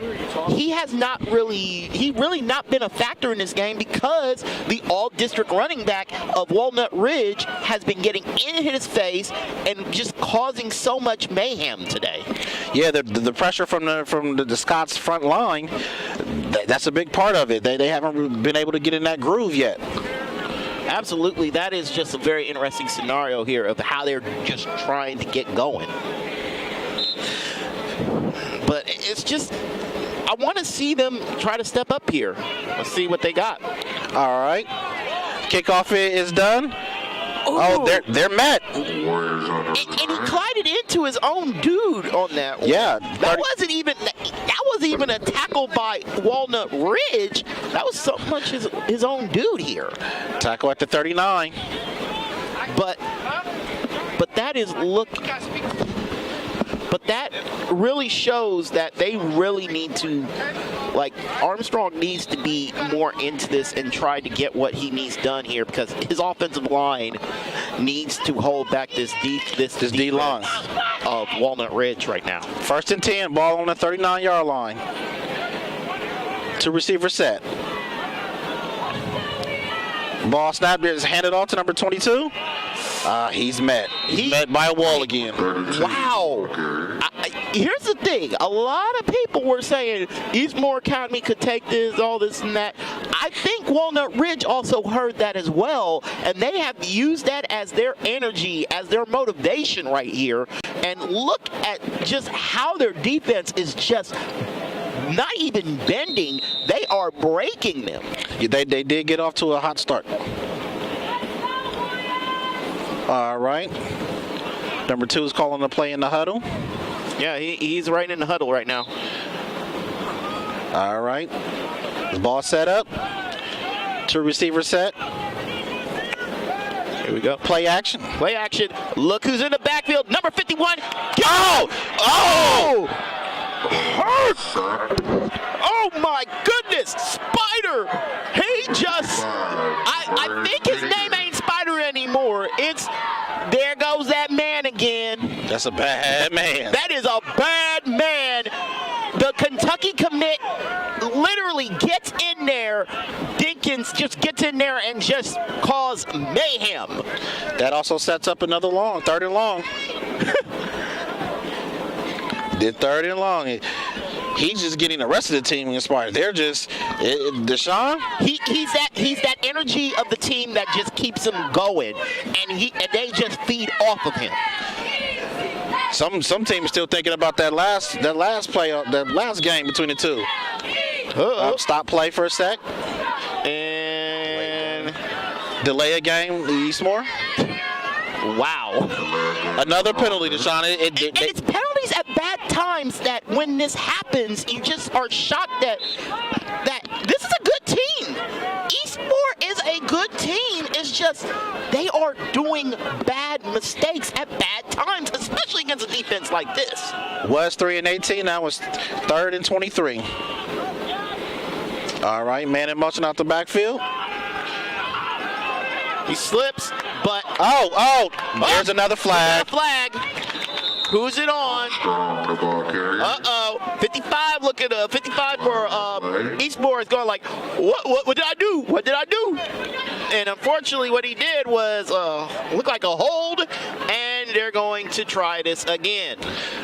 Eastmoor has to get more discipline. They seem to be shooting themselves in the foot a lot these last couple possessions. Yeah, and the thing about this is I had a question of, is Walnut Ridge putting too much into that this is for a Bell rivalry? They were talking about, we want the Bell, all this stuff. I think they were saying, we want the title. We're the better team here. We felt that we were the better team. So I don't know how Eastmoor really approached this here. All right. Here we go. Back 4 receiver set. 3 on the short side. 1 back in the backfield. Ball snap. Quarterback drops back for a pass. Oh, he's hit again. Oh! is he? Oh, he's okay. He's okay. And who's that man back there again? Yeah, number 55 was on him so fast, it wasn't even funny. Just, like, he is... Now, there's a reason why he's going to the SEC. You're seeing it today. Yes, he definitely is. Definitely is. 4 for 28. Yeah, he is that Kentucky commit there, and you're seeing why he is the Kentucky commit, because he is just everywhere. Another low snap. Low snap. Almost blocked. Almost got a hand on there. Going to get to the 50. Oh, okay. It's picked up by number 3. 3 bad snaps. Okay. And we got a lot of stuff going on here, but what I'm noticing here is, as much as we want to talk about Eastmoor and their dynamic offense, they have not been dynamic. It's that defense. It's that defense of Dinkins and number 52 there, just getting on them and just nailing them as hard as possible throughout the game. All right. Walnut Ridge comes out. First and 10 on the 48-yard line. 145 left, or excuse me, 144 left in the first quarter. There's another handoff. There's another flag, guys. Who's going back here? Flag on the play. They know exactly who's going back. It's going to be Walnut Ridge. Personal foul. Personal. Ooh. They're going back 15. That is not, that's literally, you have a young, a little bit inexperienced quarterback. He was in the last game for 3 plays. This is his first real start here. So you don't want to put him in a situation where it's not good for him to be in. And putting him at 1st and 25 is not a good situation to be in. 136 to go. First quarter. 2 back set. Another handoff. Handoff. Oh! Hurt! Deshaun, I think he just got all that back, buddy. He got that back and then some. He said, wait, you want to say we're bad? Another flag. Oh, man! Who is it on? And we're going to find out from the rep who's it on. Oh, we're going to add more yardage here. They're not going to accept it, but they're going to add a little bit more. Give it a little bit more yardage here, folks. That's a way to get all them yards back. They gave him. Hers said, I'll take this much, and then you'll give me this much, and we're all good. Takes it all the way back to the, looks like the 46-yard line here. All right, it seems like there's a little bit of confusion. Ooh, they're going to go back even farther here. That's at the 21, I believe. Yeah, 21-yard line. 21-yard line. And Walnut Ridge is marching down the field without even taking place. Yeah. Drive on down the field, and they are driving down the field here. All right, quarterback's in the backfield. Hands off again to that offensive man. Give it to Leach. Give it to Herc Leach here, and he is doing what he needs to do to keep the ball going, and got 5 on that play there too. So we're about to end the first quarter here. Walnut Ridge comes out for next play. 2nd and 5 to go. Ball on the 16-yard line. 30 seconds left in the first quarter. The Scots with a 6-0 lead. All right. Somebody jumped. Unbelievable, Deshaun. I can't explain what's going on with Eastmoor right now. This is another flag. This is they are really playing off here. Very sloppy play right now to start off for the first quarter.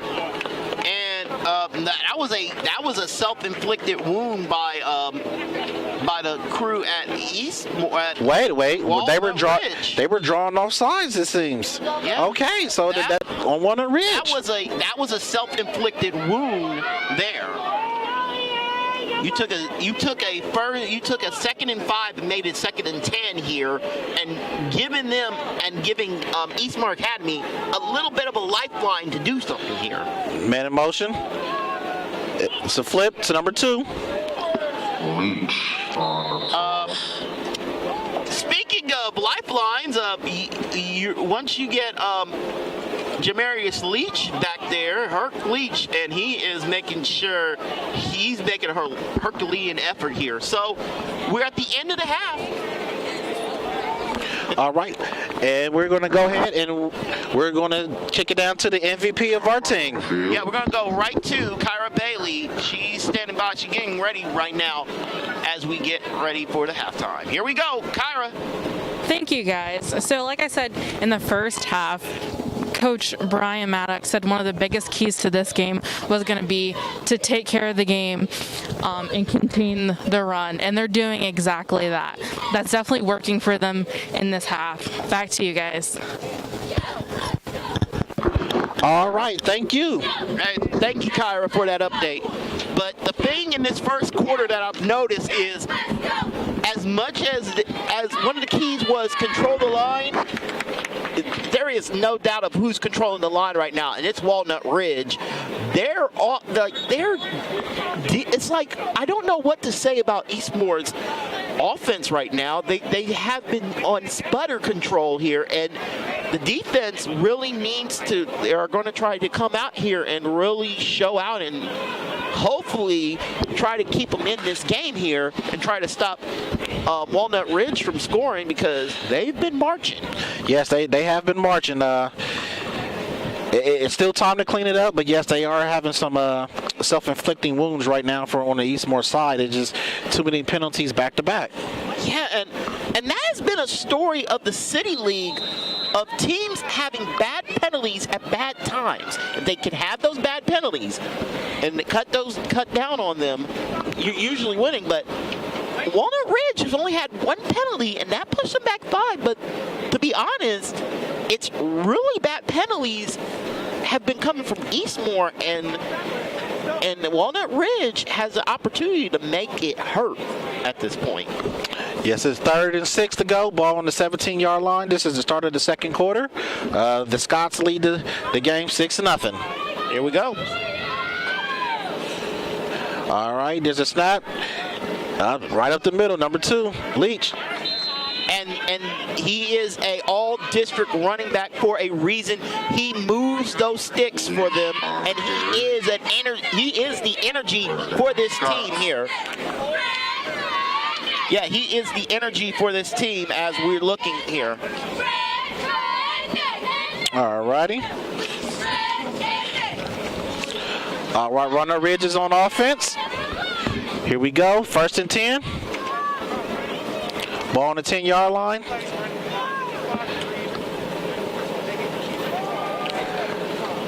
And look like number 4, that is Phelps.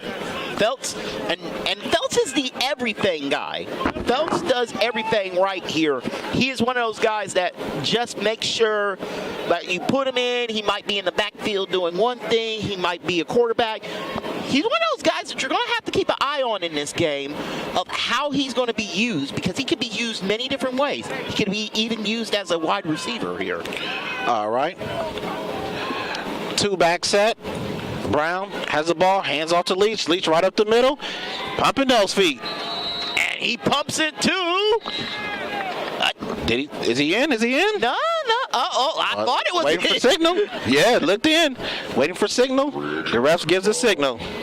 He's close. He is extremely close. He's at least at the 1. All right. Brown's back, shotgun.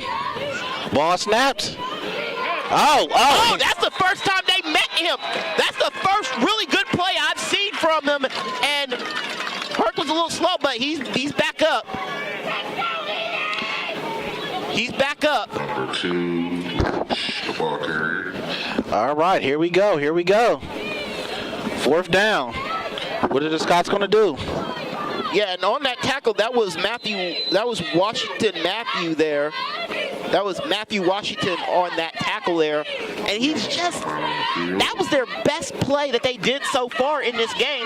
Pushed them back to the 6-yard line, and a good stand by Eastmoor in a time when they needed a good stand. They needed that. Yes, that might kickstart their offense right there. It seems there's a timeout Walnut Ridge. Yep, and as we're seeing this game so far here at 9:55 in the second, the thing I'm looking at here is with Walnut Ridge, I am looking at a team that is just dictating the game. They are dictating what is going on. They are literally telling Eastmoor Academy, here's how we're going to run this game. Try to stop us. That's what they're doing. That running game is pretty strong right now in this game. We'll see how much more they can do, or they decided to adjust anything. Right, and here's the thing here. Like, why kick a field goal when you have an opportunity here? Are they going to? I think they're not going to try to kick a field goal, but they are going to take this opportunity where you have the push on him, you have the push on Hurt. They're sending it. They're sending him wide. They're sending him wide in this play, and we're going to see what 12 can do. What? We have another timeout. Another timeout? Seems there's another timeout. Yeah, and there was a little bit of confusion over on the Eastmoor side there on that play. So Eastmoor called that.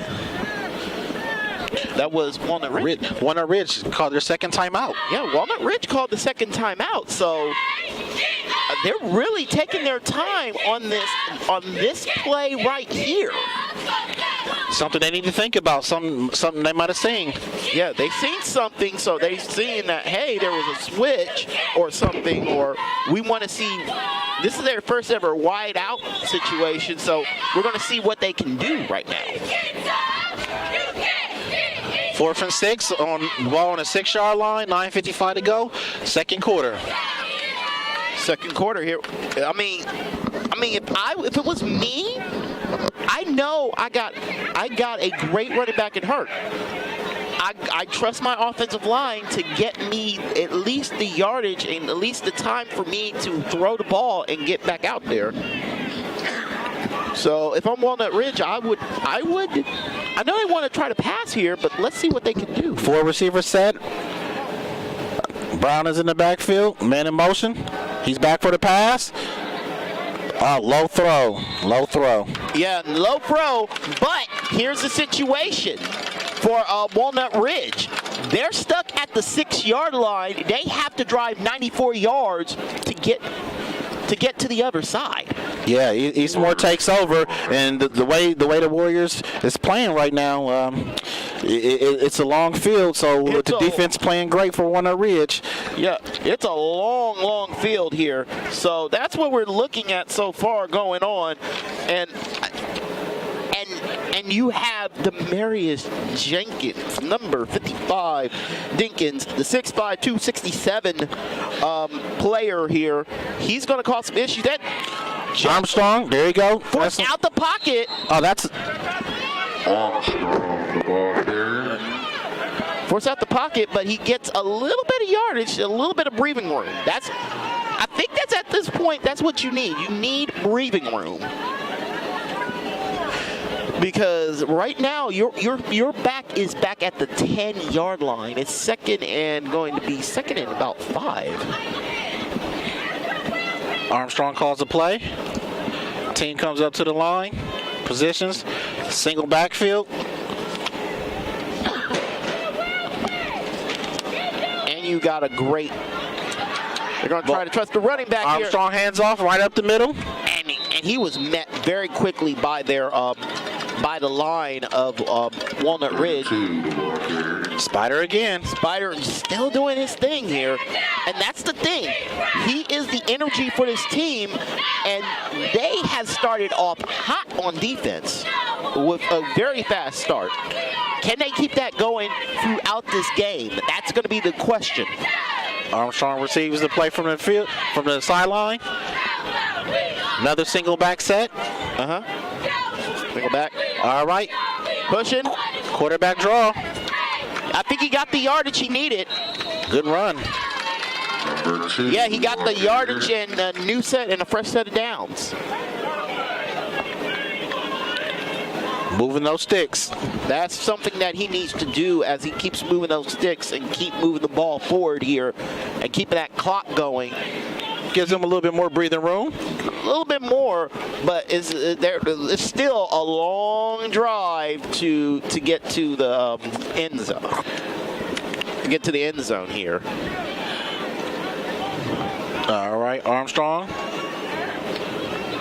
Man in motion, hands off. He's met by another wall. And I'm seeing I think number 74, we're seeing Mankins back there, and we're seeing a lot of their big players there. Number 74, number 71, and let me see if for them, 74 is Moose, I believe. No. Coleman. So Coleman's back there. He's doing what he needs to do. That offensive line is giving him a little bit more protection. Letting their... Oh, no! Fumble. On the play. Okay, and recovered by Eastmoor. Almost a dangerous play for them. Yeah, it looked like Armstrong never got complete control of that ball. And this is this is the problem that they had in the Independence game last week. They had a lot of turnovers in that game, and it showed. All right, Armstrong got the play, gives it to the team. It's third and 14, third and long, very long. Ball on the 15-yard line. Defense can cause a little bit of mayhem here. All right, ball strike, passes up in the air. He's open. He's open. He's gone. 40, 30, 20, 10, 5. There it is, Eastmoor. Cash it in, my brother. Eastmoor. And Armstrong. Number 11. That is number 11. Isaiah Presley.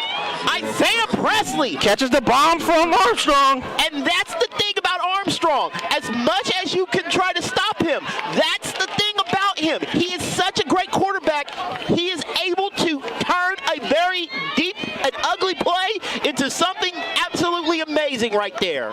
Yes, he did. That backed up almost to his own end zone. Yeah. 94 yards, they drove that back, and they will try to do something here. Let's see what they're doing. All right. This is a weird little setup here. All right. Okay. And Dixon's going to try for the extra point. They're going to try for one here. Let's see what they can do here. Try for one. Not even close. But he tried. With the score, Eastmoor 6. But the game is all tied up, 6-6. 6:54 mark in the second quarter. And that's the thing about Armstrong here. Armstrong is one of those quarterbacks that is Central District for a reason, All City for a reason. He is one of the better quarterbacks in the City League, and you're seeing it here. That was a beautiful pass.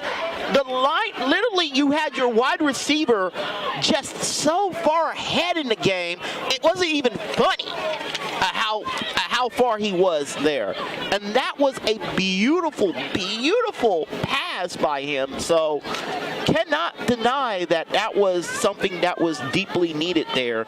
And that was some juice that Eastmoor needed. They needed that badly. Yeah, they got off to a very slow start, but they're able to tie it up now. Now it's almost a whole nother ball game. Yes, indeed, here. Because it's a whole nother ball game. You just made this. You like Walnut Ridge had the juice in the first quarter. This is their juice in the second quarter, and they like to do these sneaky. Let's go bunch up and then go far out here. But they do run a traditional style here. Let's see how far they're gonna get this. Eastmoor kicks off. Pretty low kick. The ball scooped up. And the thing about number 3 is if you give him enough yards and enough area here, give Taiwan Glass just a little bit of space, he is able to break it open and do what he needs to do here.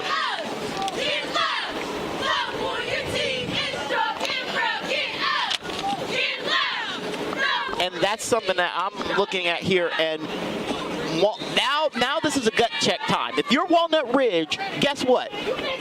You thought you had this all. Guess what? It is now gut check time. How are you going to come back after that sensational touchdown from Armstrong? And how are you going to get back into this game to do what you got to do? All right, we got Brown in the backfield with Leach. 2 receiver set. 2 receiver set. All right, Leach right up the middle. He gets a little bit of yardage, and there. Oh, I see a little bit of pushing, but nothing too crazy, nothing too difficult. The ball carrier. Yep.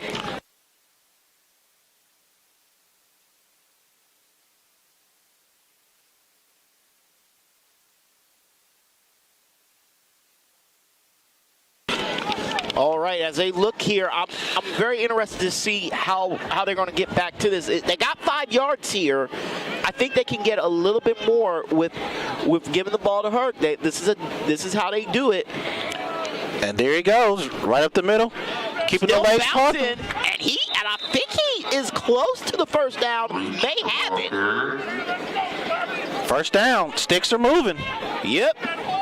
And that's what, and for Walnut Ridge, that's a good thing to see here. I mean, you keep those sticks moving, you keep the ball going, and that's how you keep this game moving. All right, Brown comes in with the play from the sideline. Team breaks the huddle formation. Yeah. You know, here's the thing about Walnut Ridge. You know they're going to run it.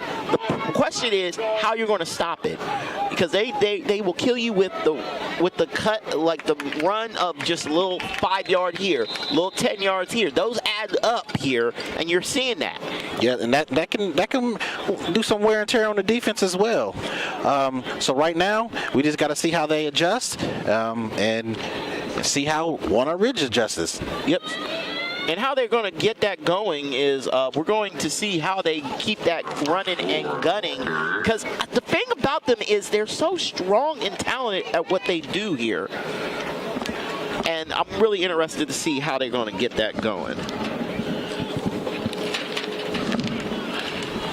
Yep. Here we go. And here we go. 2nd and 8. 2nd and 8, Brown in the backfield. The pass is to Felts.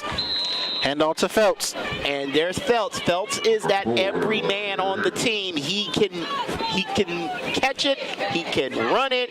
He can even be a quarterback if he wants to. If they want to throw a little wildcat there, they can do that too.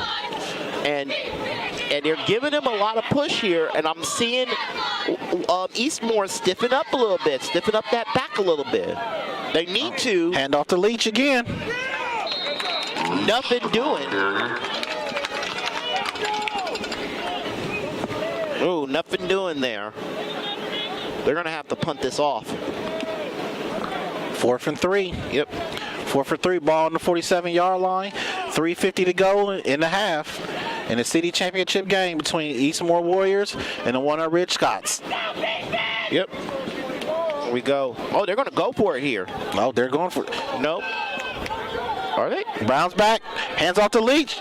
He goes up to that side again. And Leach cash pushes it in. Number 2. That is a momentum play right there. You know, if you pick up yards on those, pick them up on those little short 4th and down plays. That was 4th and 3 that they caught that on, and they just decided to drive on and continue that going. They continue to move the sticks. And that's important. They need to keep on moving those sticks. They're going to keep on feeding Leach. Yep. All right, Brown's in the backfield with Leach. Shotgun set, ball snap, hands off to Leach. Leach slipped a little bit there. Did not get the turn that he needed, and he lost a little bit. Second down.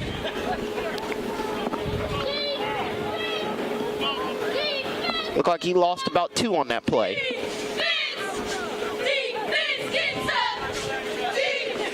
Second and 12, ball on the 50-yard line. Yep, right in the center, and it's going to take a little bit there. But the thing I'm looking at here with Walnut Ridge is, can you get that little bit more, get that little bit of yardage that you lost, and can you get a little bit more? Can you get at least 7 here? Make that 3rd and somewhat manageable. All right. Brown hands off again. Leach is the ball carrier. Yep. Leach is the ball carrier there, and he just keeps pushing the line, and it's 3rd and something here. It's about 3rd and 10, and that's 3rd and long, and you do not eat. And here's the thing. They got an inexperienced quarterback, and the problem is he's good, but the thing is, can he do throws here, because they're going to need him to pass a little bit. You could hand it off the glass. Yeah, you can hand it off the Leach, but after a while, if you're the defense, you know what you're looking for. Correct. 2nd and 10, ball on the 48-yard line. Brown goes back to pass. Oh! Damian Whaley drops the pass. Damian Whaley dropped the pass, but it was almost picked up by Cameron Foster just off his hands. That was literally off of Cameron's hands. Cameron had that ball in his hands, and if it wasn't, and it was just in, and he didn't see it, and it just was not there for him. Right, Deshaun, you said it right off his hands. If he would have caught that, he's definitely the other way. It don't look like anyone was catching him at that pass. Nobody was going to catch him. And everybody in the stadium was like, oh no, there goes that man. All right, 4th and 10. Walnut Ridge kicks. Gets a little bit. Number 5. Yep. And they're going to down it there. So make sure you amplify your personality with the Feeder People. They can help you with your entire home setup of entertainment, networking, and security. Call 614-604-6327 or visit thefeederpeople.com to build your dream entertainment, your dream home entertainment system with the Feeder People. And they're always good to help out with the feeder. I mean, they pretty much make the Sofranco studio look as beautiful as it can be every week. All right, Eastmoor comes out. 1st and 10, 28-yard line. 1:14 to go. 2nd quarter. There's Armstrong. Armstrong passes to number 14. And he did not get a lot of yardage there. It was like Armstrong's pass is completed. Yeah, got it to Harrison. Harrison was the guy that had the pass, but with Harrison, he had to get the yardage there. No huddle offense. They're going. Yeah, and the clock is ticking down here. Armstrong back for pass. 20. Oh. Armstrong's pass is And the fans are literally going like, "Can you see it? Can you see it?" But they're going to have to do what they got to do here. That stops the clock. 3rd and 5. Yep, 3rd and 5. A little bit of stop here. 44 seconds left in the half in the city championship game between Eastmoor Warriors and the Walnut Ridge Scots. And some of the note here, they have all 3 of their timeouts if they need to use them. They have not used any of their timeouts yet. Armstrong passes back. Sideline. Armstrong's pass is incomplete. To Harrison. And these little passes are giving them is leaving time on the clock for Walnut Ridge to try to get at least a field goal, or at least try to attempt to get a field goal.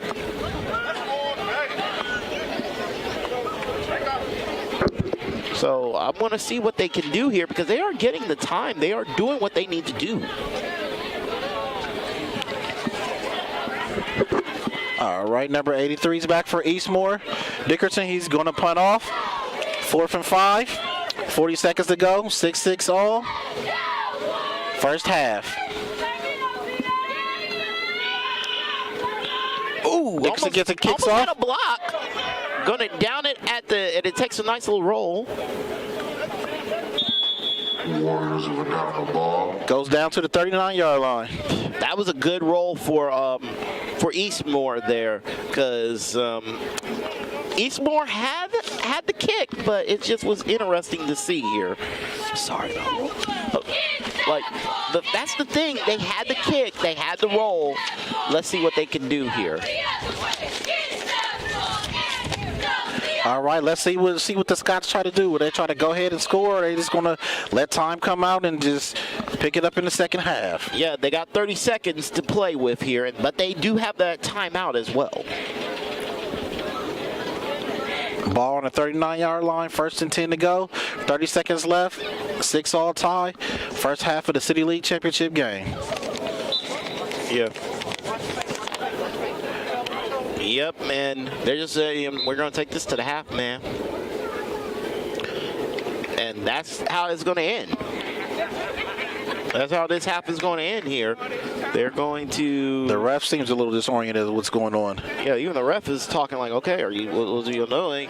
Clock is still moving to the 10, 9, 8, and count it down, and they're going to the locker rooms. So at the end of the half, it's Eastmoor Warriors 6, Walnut Ridge Scots 6 at the Columbus City League Championship game. Let's go. You know what? I see our guys down there. They're getting ready to get started with the halftime update here. But here's our fault. What is your thoughts on the first half, man? Eastmoor started off a little slow. The penalties kind of got them and backed them up. That prevented them to go slow. But now that they seem like they have it pretty much in gear now, and they're a little bit more focused. Yeah, and what I'm noticing in this game is Walnut Ridge is playing with a chip on their shoulder, but how long is it going to take here? You know what? It's time to go downstairs. It's halftime. In sports, you want to have a player that can get the job done right every time. A real all-star, somebody that's dependable and you can turn to when the game is tough. That player in the audio-video industry is the theater people. From setting up your home's Wi-Fi network and offices, conference rooms, to setting up home theater inside or outside, to setting up the systems to make your home run smarter and safer as well. The theater people can do it all with the quality of professionalism you can expect every single time. That isn't just a great all-around player, that is an all-star. That is why we are the leaders in audiovisual installation in Central Ohio. So call us at 614-604-6327 or check out our website at ttpcolumbus.com to figure out which products will fit you. And don't forget, amplify your personality with the theater. Do you have design ideas for t-shirts but you're not sure where to go? Go to Mojo Sports Gear. That's right, Mojo Sports Gear. At Mojo Sports Gear, you can get custom-made shirts. Whatever design you need, Mojo Sports Gear can provide it. Don't forget to grab a custom-made cap on your way out and rock the best headgear in the game. Give them a call at 614-864-6656. That's 614-864-6656.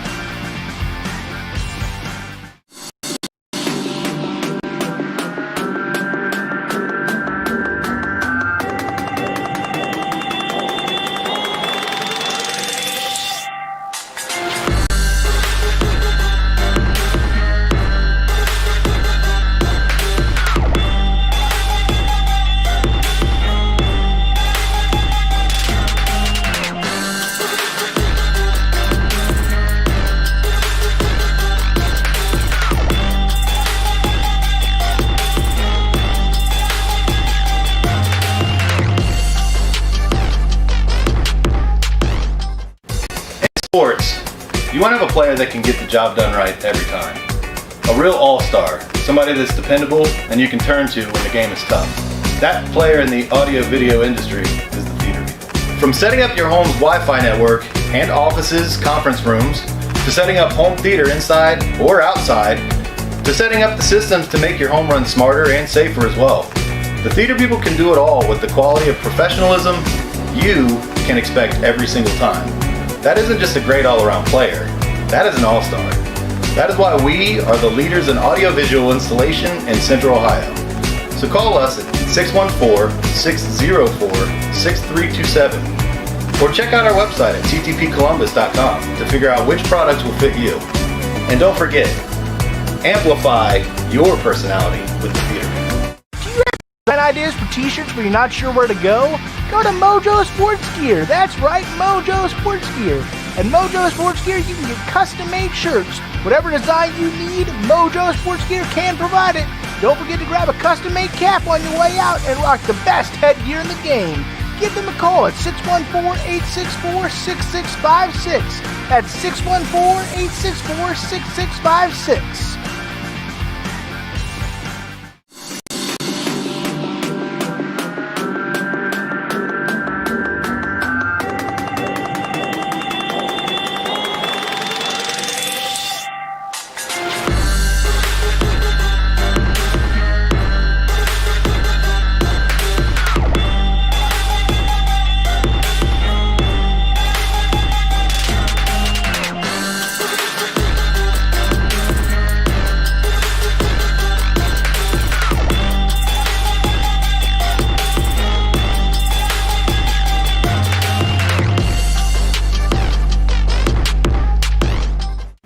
In sports, you want to have a player that can get the job done right every time.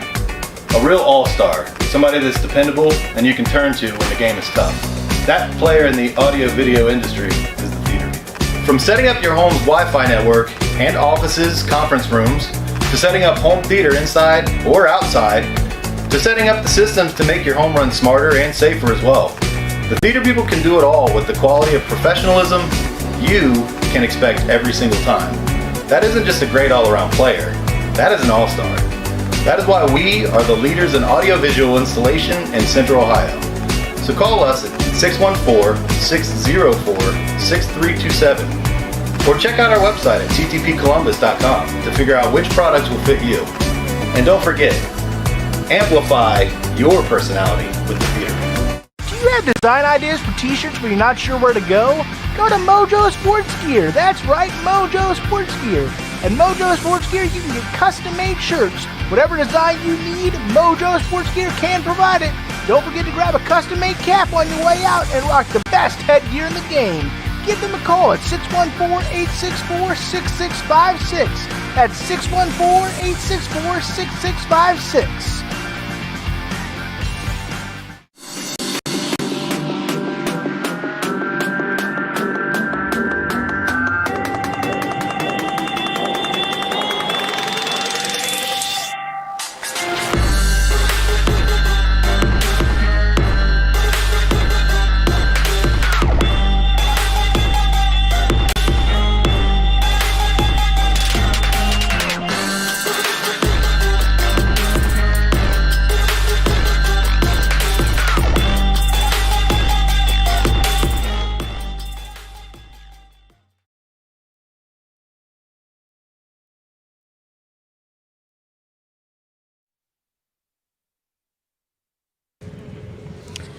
Welcome everybody to the Cap City Preps halftime show.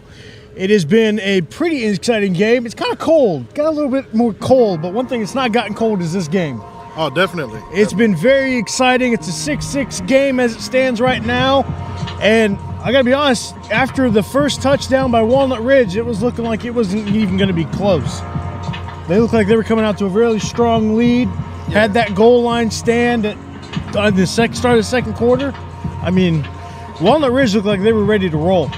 Yeah, if you're Eastmoor, you got to feel very lucky to be tied 6-6 at half. Walnut Ridge had a chance to go up 2 scores.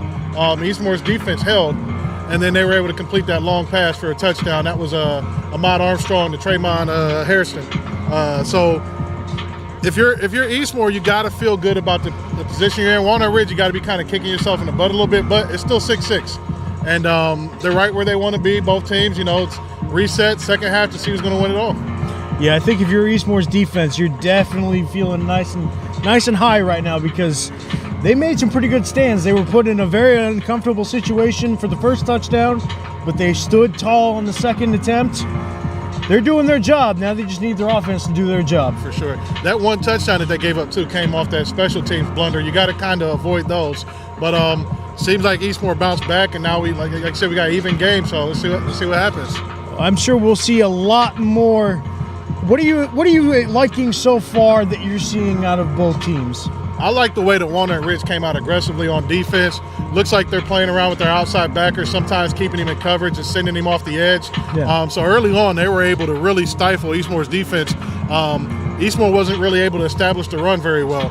Ridge was able to pound it in early, but they're not really able to move the ball as well. So both defenses are playing really at a high level right now. I look to see whose offense steps up in the second half. What about the quarterback situation? We talked about that a lot in the pregame show. How's Walnut Ridge's quarterback doing? I think Darren Brown's done well for what's been asked of him. They really haven't asked him to do too much. I think at halftime they're probably going to have a conversation with him and say, look, we're probably going to open up things a little bit. Expect him to put the ball in the air maybe a couple times or keep the ball on some of those read option plays. Yeah, you answered my question. I was going to see if they were going to open up the playbook. This is all or nothing. This is last-ditch effort. You got 2 quarters to make it happen, so I expect both these teams to open up that playbook. For sure. And so what do you want to see both these teams do defensively? I mean, obviously it's a 6-6 game. Do they really need to do anything defensively? No, just both teams got to keep being aggressive. The problem is, like I said, I like when Walnut Ridge is aggressive on defense. When you're aggressive on defense, you're susceptible to the deep ball if your corners fall asleep. That's what happened on that play. So it's kind of, it's what kept them early in the game, Walnut Ridge to be able to be effective because they were blitzing and putting more guys in the box. Now I expect them to sit off a little bit, but that's when you've seen Eastmoor start maybe moving the ball a little bit more. Right. Mott Armstrong got a little bit more comfortable, and he has time to pick his target out. What's the one thing you're going to be looking forward to in this second half that we really have to see from both teams? Start with Walnut Ridge. What do they have to do? I know you've pretty much hit on it, but what's the one thing they got to do? I'm looking for the playbook to open up a little bit to keep Eastmoor a little bit more honest on defense. I know it's tough with a quarterback that isn't that experienced, but I think they're going to have to, and it's going to be, I think, up to whether Darren Brown rises to the occasion and makes a play or not, and I think he's more than capable. And what about Eastmoor? Eastmoor, Ahmad Armstrong has to keep playing well. It looks like he started getting his feet under him. A little bit later on in the first half, he started doing a little bit better. Early on, they were hitting him and getting a lot of shots on him. He was getting up slow. So he just stay in there, be tough, bounce back. Like I said, they told me he was a sophomore before the game. I've been really impressed. Even if he was a junior or senior, I'd be impressed with the way he's played this season. So I expect him to have a big game in the second half. That's what I'm looking for. Well, I picked Eastmoor. You picked Eastmoor. Your guys at Cap City picked Eastmoor. Are we feeling still good about that pick? I'll be honest I'm with still you. pretty good on it, but are you? We picked Eastmoor. You got to stick with your pick, but Walnut Ridge has really been game. Their coaches must have did a great job preparing this week. The kids did a great job preparing. They're giving Eastmoor everything they can handle. I mean, right now at this point, I stick with my picks. I picked Eastmoor, but it's anybody's game. I'm going to have to stick with them too. And we'll see what happens. I'm really looking forward to seeing that trench battle again. You got to see who wins it because I think that's what it's really going to come down to. What defense gives up or what offensive line gives up and what the defense can get. And for me, it's really interesting today. I know they have to keep it social distance, so that's great. But without the crowd, the Eastmoor Walnut Ridge game just feels a little bit different. The kids are fired up. They're still playing with a high level of intensity, but normally these crowds just roar and they're extremely loud. We did hear some talk from them, but this has been the Cap City Preps halftime show. I'm Travis Snapper alongside Anthony Murphy, and we will see what the rest of the second half holds for us.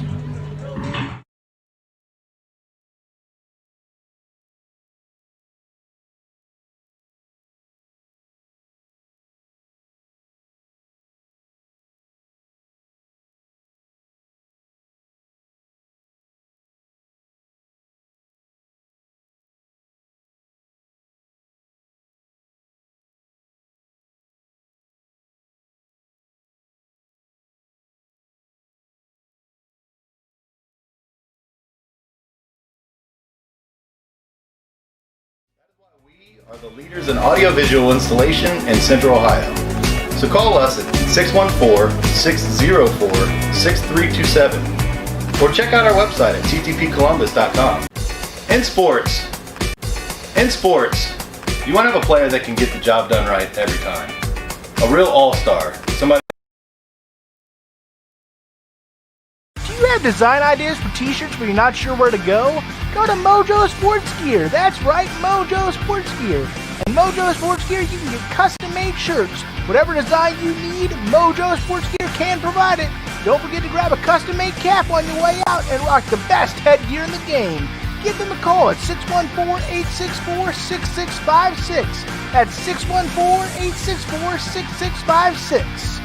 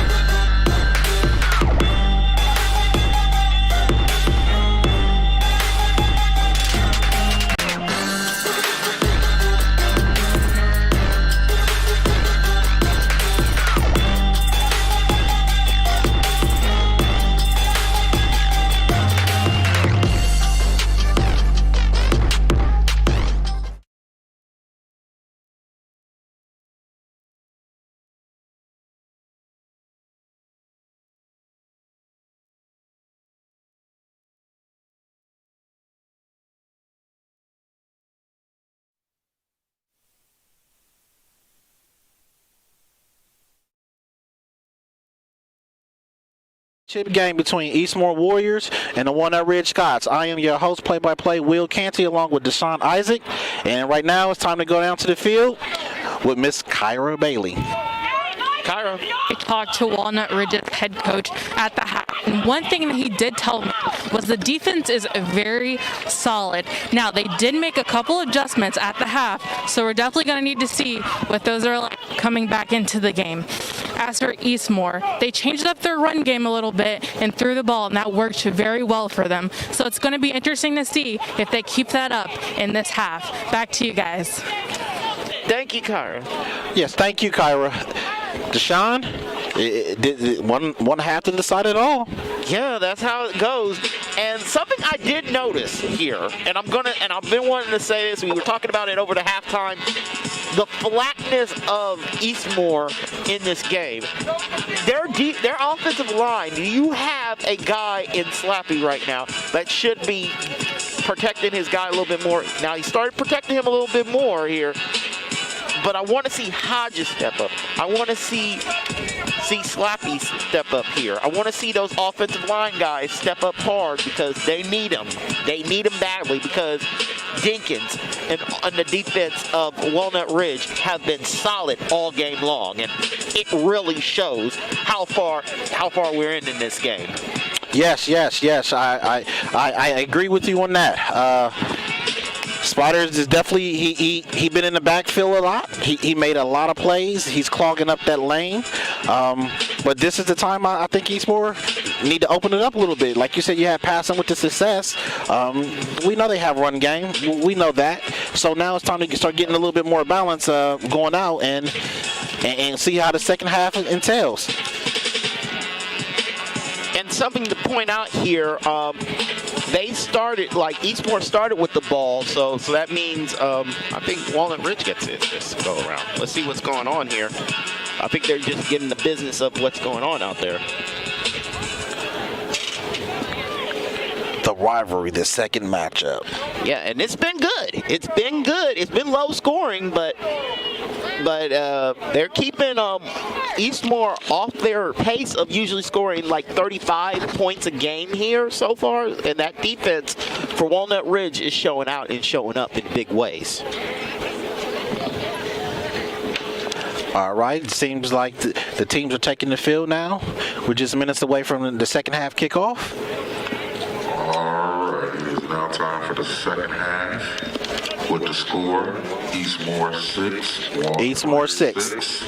Eastmoor 6, Walnut Ridge 6, City League Championship game. And it's like a new, fresh game. It's all tied up here. 12 minutes to settle it up here. I'm going to let you hold it both because I need it. I can roll off a bit. But the thing I'm looking at here is with Walnut Ridge, they need to get some points on the board, even if it's a field goal. Get some points on the board because you heard in Kyra's report, they made the second half adjustments. I even saw they made some second quarter adjustments where they said, hey, we got this pass situation. We know what you like to do. We know you're thinking that this is going to be a completely run game. We can pass it too, and we have one of the best passers in the city. So do you really want to mess with us here and turn this into a passing game? Yep. Doing wide. Yep, and Ray, I'm doing in. You're doing wide. Yeah, and we're going to see what they can do here. Not sure what the quite hold up is. The refs, they see some resetting the clock, making sure everything's good to go. Yep. They're just making sure everything's right and everything's good, and we are ready to go.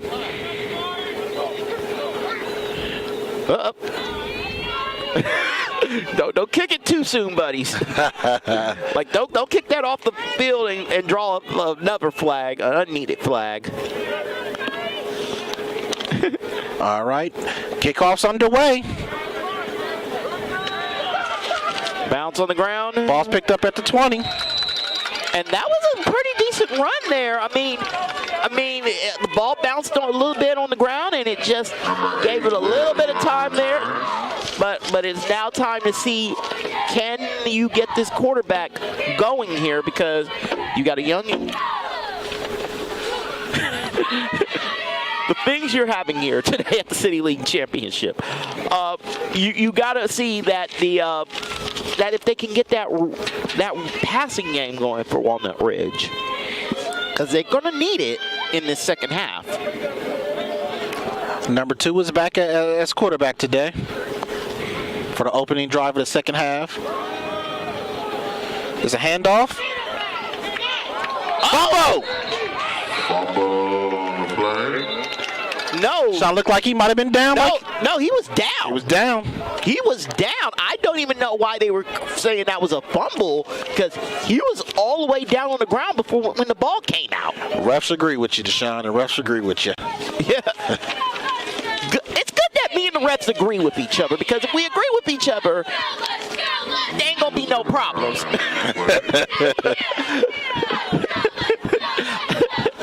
Brown's in the backfield with Leach. Man in motion. Ball's handed off to Leach. He goes right up. Couple yard gain, possibly. To Leach, the ball carrier. And the sticks are going to move here, and that was a great run by him. I'm noticing that they're opening up the holes, and they're giving Leach at least enough time to punch through them and get those 3 yards, those little 5-yard gains here, and that is really what's killing him right now, because you still have 12 back there, but they already know who the ball is going to go to, and it's going to go to Leach. All right, number 12, waiting for the ball, shotgun. Leach in the backfield with him. To receiver set to the short end. Ball's handed off. Leach, the ball carrier. Leach carries the ball for another couple yards. Yeah, got it for 5, and that's what they need to do here. Keep getting those little 10-yard runs, and Leach is starting to build up, and I'm saying this, I know they're going to wince in the control room here, but they're going to keep on pounding it and making sure Leach is the pounder here. And see if they got an answer for him, because right now there is no answer for him. All right, number 12 still in the backfield. One running back set to receiver to the short end of the field. Penalty. Who jumped?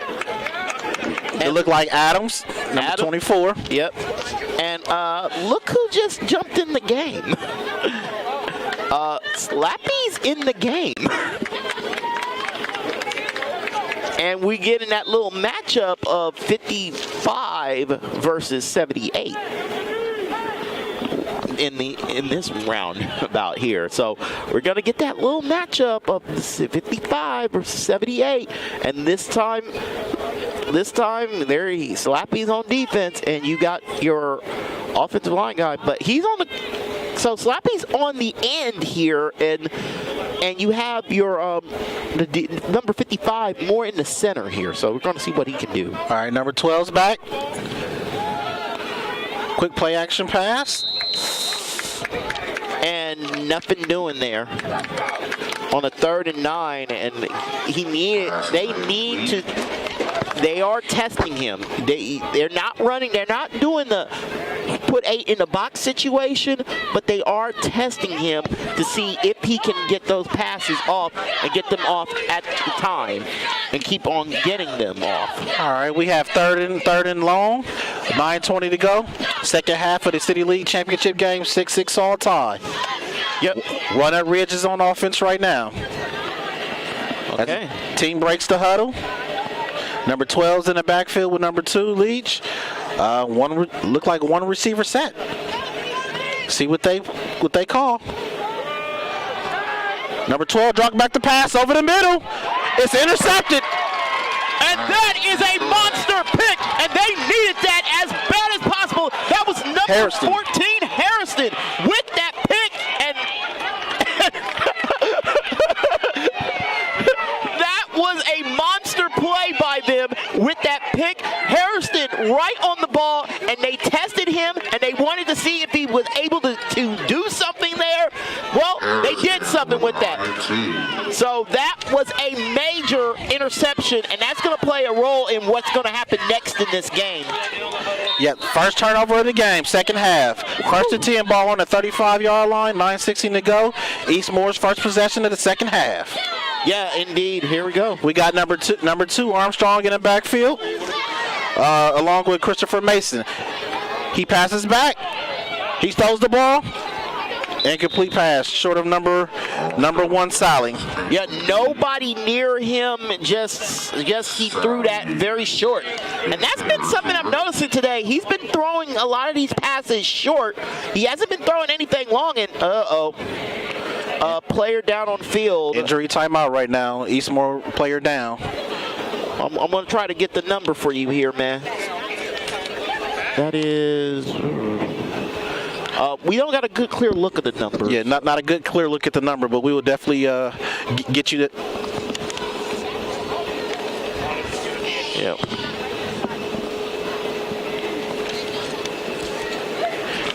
Okay, we're going to go to a break here. We'll be right back.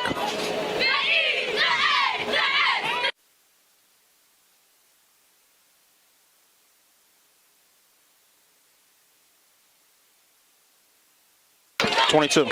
Okay. Mason.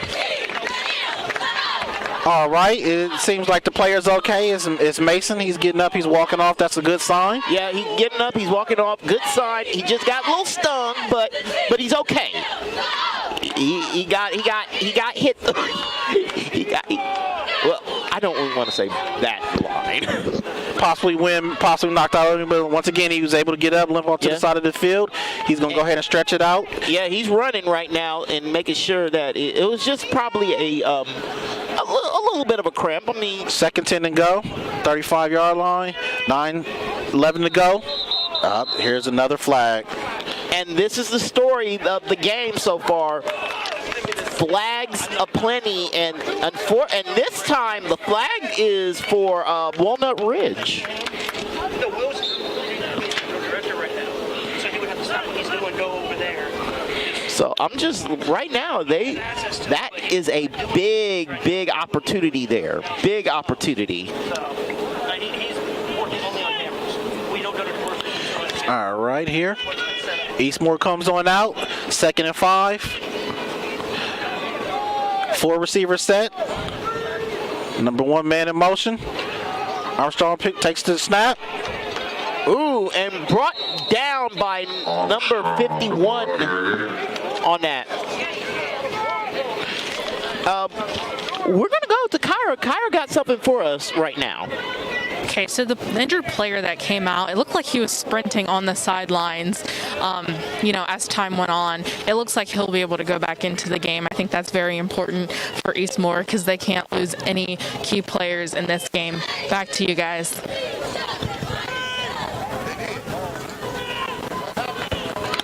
All right, thank you, Kyra, for the injury update.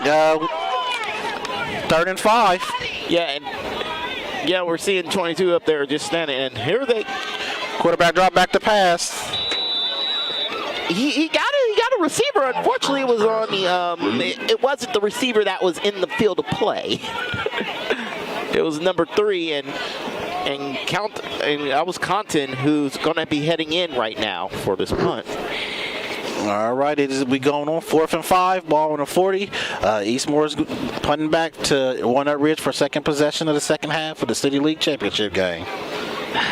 That's the thing I'm seeing right now, and it's just they're trying to get something going. Ball snap, kick is off.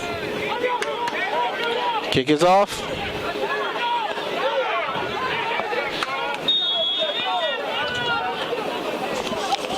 Scotts will take over. Scotts will take over the ball. Looked like it was down by Lloyd.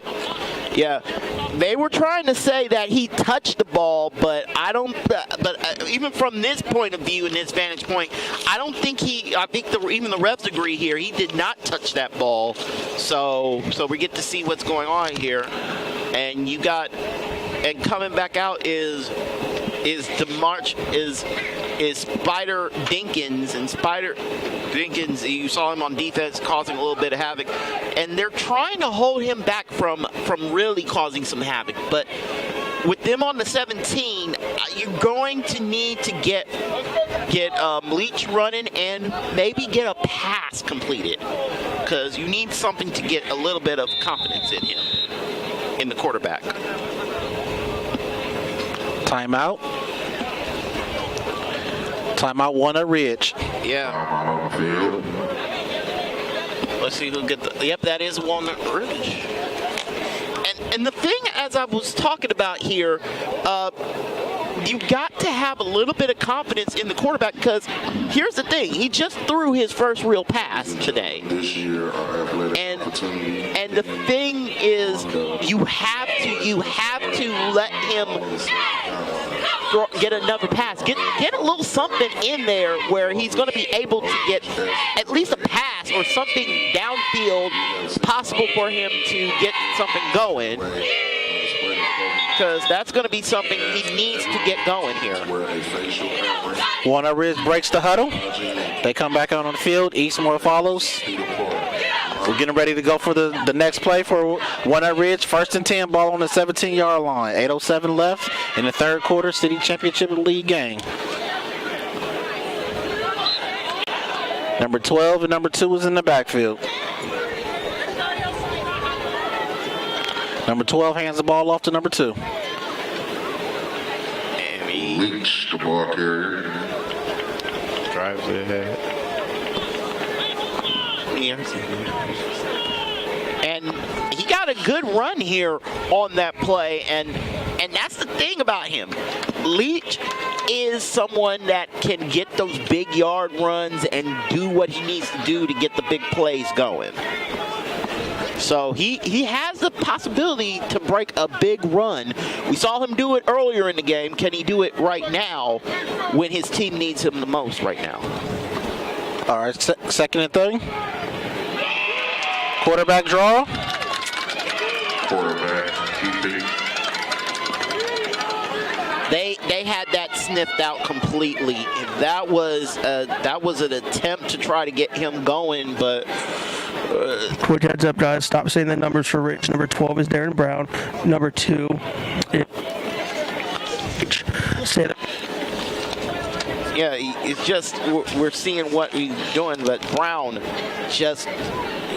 he needs to get going here.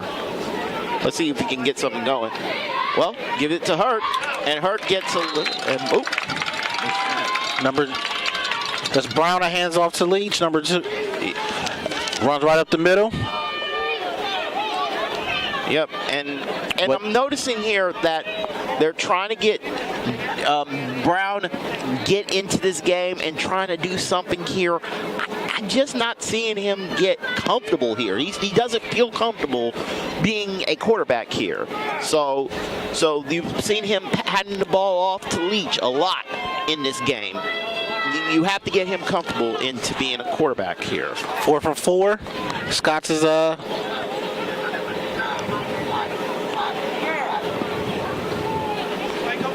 see what. A lot of movement here on the line. Possibly trying to draw off sides. Timeout, Walnut Ridge. Yep. Second timeout of the quarter. And those are 2 really quick timeouts that they have taken so far, and we're not even in like really deep into the third. We're like about 6 minutes into the third quarter, and you're going to need those timeouts probably in the fourth quarter, and you're using them right now on 4th and 4 and plays that you really do not want to be using timeouts on. Yeah, those timeouts could be possibly valuable later on since this is such a tight game. But it was something they was trying to see, something they don't see. So they know what they're doing. This is the City League Championship. This is it. Yep. And that's something that we got to be watching here is, are they trying to get some yardage? Are they going to try? Because if you punt it, your punter might only get it to the 50, and they're still going to have opportunity to at least get a good yardage run here. Experts in Ohio State sports medicine. High snap.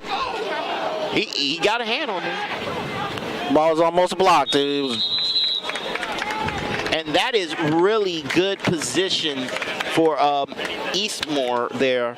That was a great position and great play there by number 5 for them.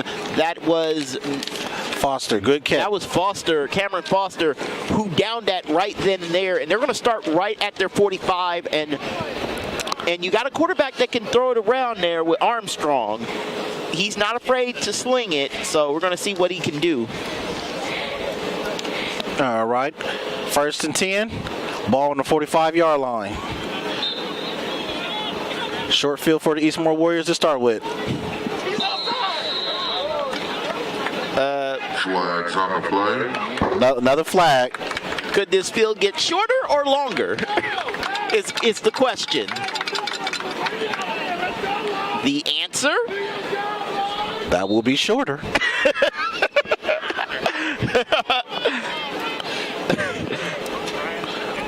And they decide to. Okay. Yeah. That's going to be a 1st and 5. Armstrong gives the play. Team breaks the huddle. One single back. Armstrong hands the ball off. And he got met by Dinkins quick. In the Leach, in the hole. Wow. And that's the thing. 55 is the heart and soul of that defense, and and right now, this is a tight game. And if it keeps going this way, we could have another overtime classic with these two. Wouldn't that be a great thrill? Our crew will be here all day. 2nd and 4. Armstrong. Okay. Waiting on a snap. He drops back to the pass. Right over the middle. Oh, hand. That was number 12 that had their hand on it. That was Darren Brown. Darren Brown just got a tip on it. Nearly helped himself on that play, and that was a good little attempt to try to do something, but Darren Brown nearly helped himself right then and there.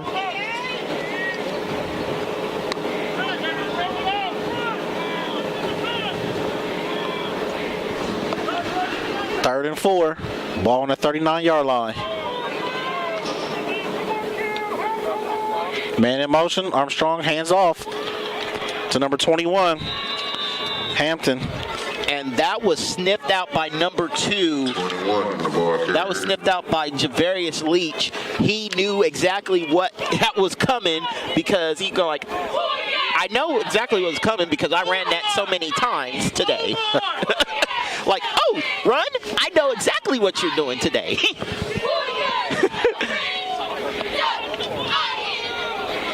So, Eastmoor set up for punt.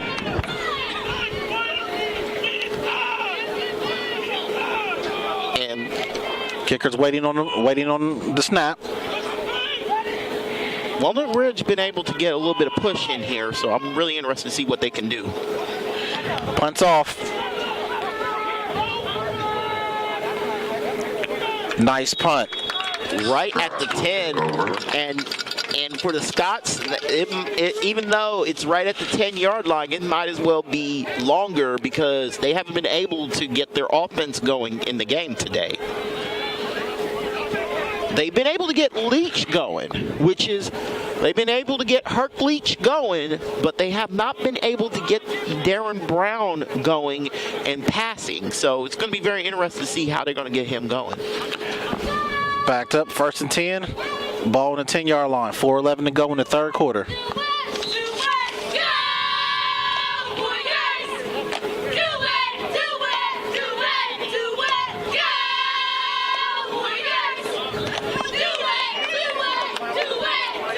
Brown hands off to number 2 Leach. And it looked like they had him sniffed out there. They had that all played out right then and there, so it's going to be very... And Leach has been getting all these runs in all day long. He's been their old reliable here, even to 12 here. He hasn't been able to really spread the ball out and pass it, so you got Eastmoor pretty much comfortable with him pretty much running the ball and say, okay, we're very comfortable with you running the ball. Can you pass it? Oh, that's right. We picked it off last time you passed it. So now you got Walnut Ridge a little scared to pass. So they're going to need to here. Brown receives a snap, hands off to Leach. Right up the side. Oh, he's gone. Oh, good God Almighty! Can he get him? Can he get him? Oh, what a run! What a run! Isaiah Presley was able to chase him down. You remember what I was saying earlier about you want to get Darren Brown going? That's why you got Leach.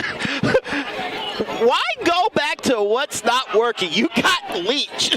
He can run it in. You don't need to change not a dang thing. Walnut Ridge is running the no huddle. They run the no huddle and they got Eastmoor to jump. Oh. Hold on. Somebody jumped. There's a huddle with the referees. Somebody jumped. Oh, they're saying that they jumped. So. Oh yeah, Eastmoor. Up, move at 5. One ref is saying one thing, and hey, don't worry. We were confused about what the refs are saying. 1st and 5. Walnut Ridge, 1st and 5. And on the ball on the 20-yard line. And the party just keeps getting better and better and better. That big run might be what Walnut Ridge needs to really get the offense in gear. If they can get that big play and that big run, it's going to be absolutely fine. Brown checks for the play. Make sure he got the play. 1st and 10. Single back. Ball snap. Hands back off. No, he quarterback keeper. Keeps it, gets, and I think he got a couple yards on there. Okay, maybe not a couple, but he got some movement.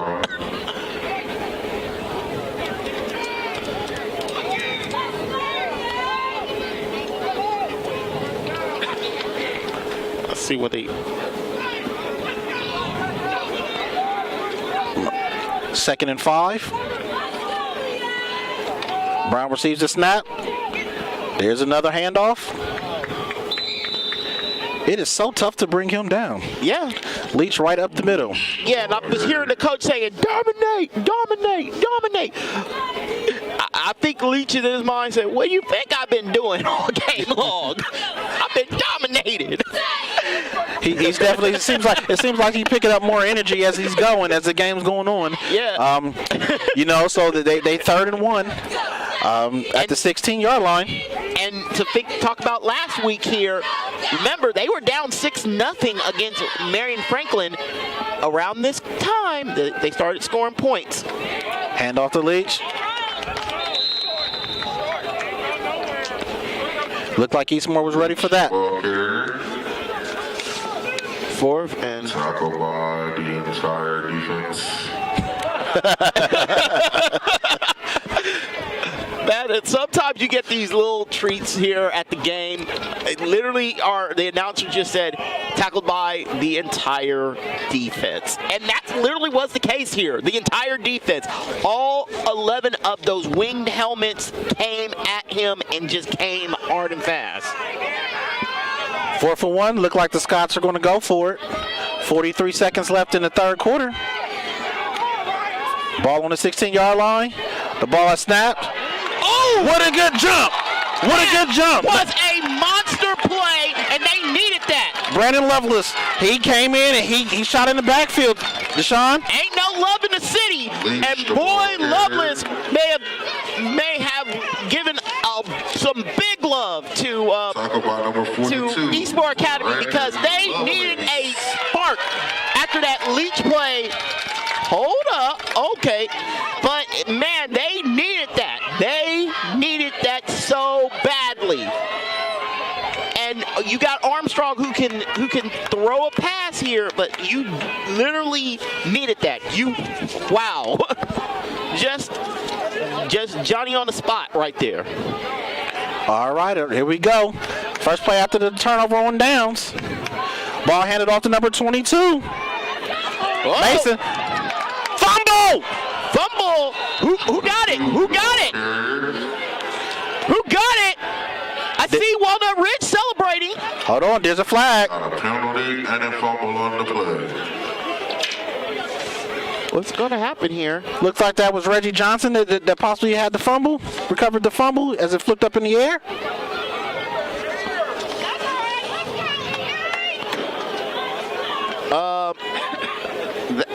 What's going on?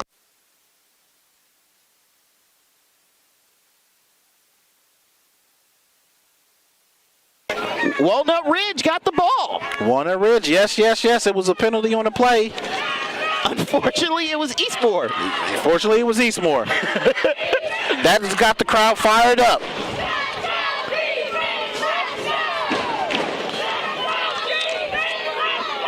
And you can tell this is a big Eastmoor contingent here. Another shot at getting in the end zone. Ball on the 25. Let's see. Brown and Leach is in the backfield. 24 seconds left, third quarter. Ball snap. Leach. Wow. Keep the clock moving. Keep the clock going. Don't. Oh, hold on. Hold up. Wait a minute. What the heck just happened? Wait for the word from the refs. He pulled that flag real quick. That went from, okay, that was a good play to 0 to 100 real quick here. Ref picking up the flag. He's going back. Kind of like deja vu. This is how the first half started. As Eastmoor had a few shooting the foot penalties. Seems like the same thing, the same trend is happening right now in the third quarter. First and 10. Ball on the 25-yard line. Still Walnut Ridge's ball. It's going to be a lot closer than the 25 here. Once the ref figure out what's going on. Seems the refs is going to go ahead and let the quarter end. Let the quarter end, but they're going to start with some really good field position. Eastmoor 6, Walnut Ridge 6. Yeah, thank you. Afrocentric School, this is the City League Championship game. Eastmoor Warriors and the Walnut Ridge Scots, 6-all tie. This is for all the marbles. 1 quarter to go, fourth quarter. Okay, I got to read this social. In sports, you want to have a player that can get the job done right every time. A real all-star, somebody that's dependable and you can turn to when the game is tough.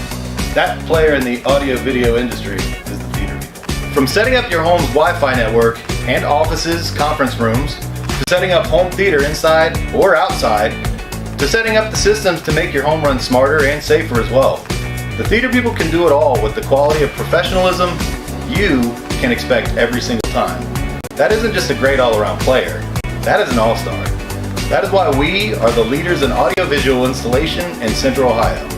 So call us at 614-604-6327 or check out our website at ttpcolumbus.com to figure out which products will fit you. And don't forget, amplify your personality with the theater.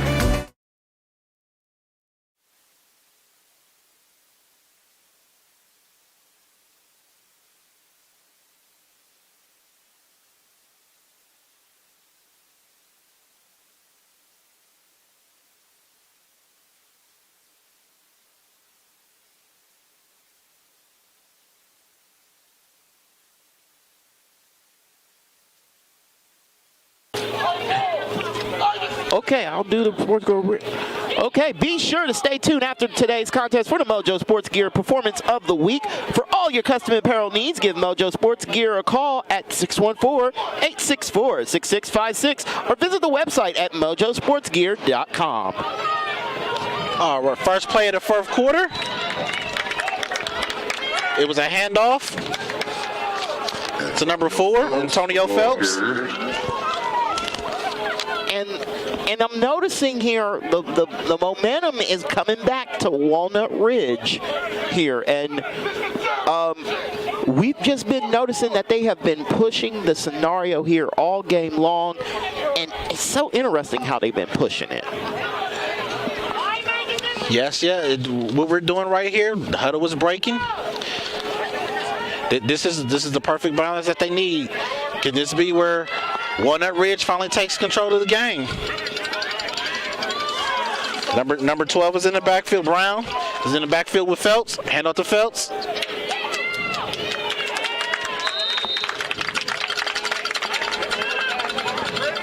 Phelps, the ball carrier. Yeah, Phelps was the ball carrier there. You're going to see him be everywhere, be a wide receiver, be a running back. In this case, he was a running back, and they're going to go back to their big hurt right there, big hurt. Phelps, you got tongue-tied here. Going back to Leach here, and Leach has been getting good push off of their offensive line, and his offensive line's been giving him the time to do it. 3rd and 10, ball on the 12-yard line. Up. Another penalty here. Who they're saying is going to be on? False start. Walnut Ridge. That backs them up 5. And that's a problem. That's bad.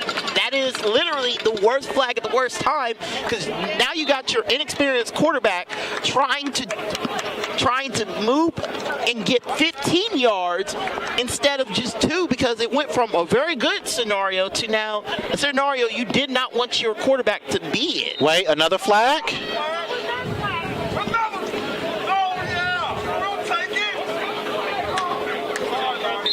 Sideline warning.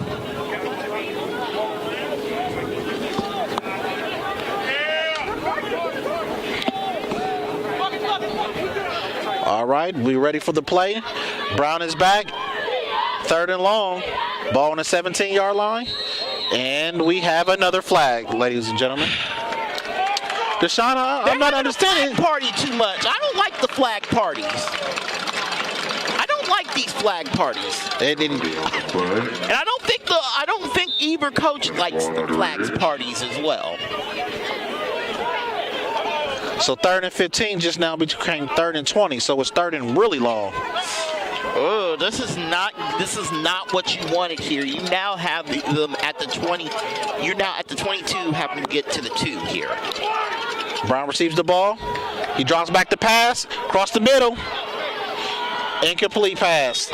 He had the time, but he threw right into two Eastmoor players there. He was trying to get some pass interference going, but the discipline of Eastmoor's defense there to just put your hands up and don't touch them really helped in that situation.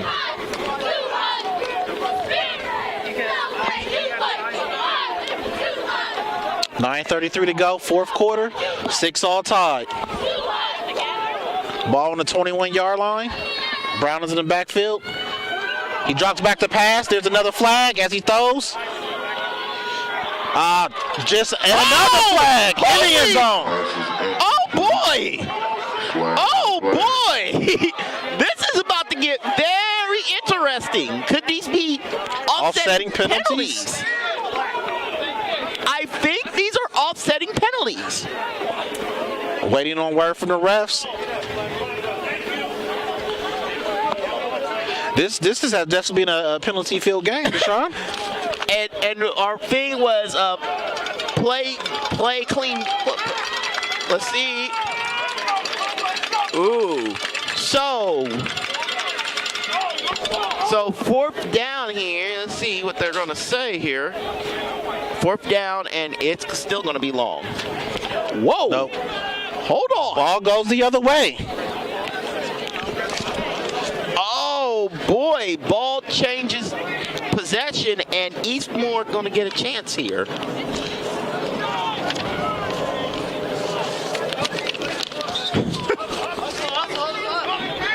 And here comes Armstrong and the boys.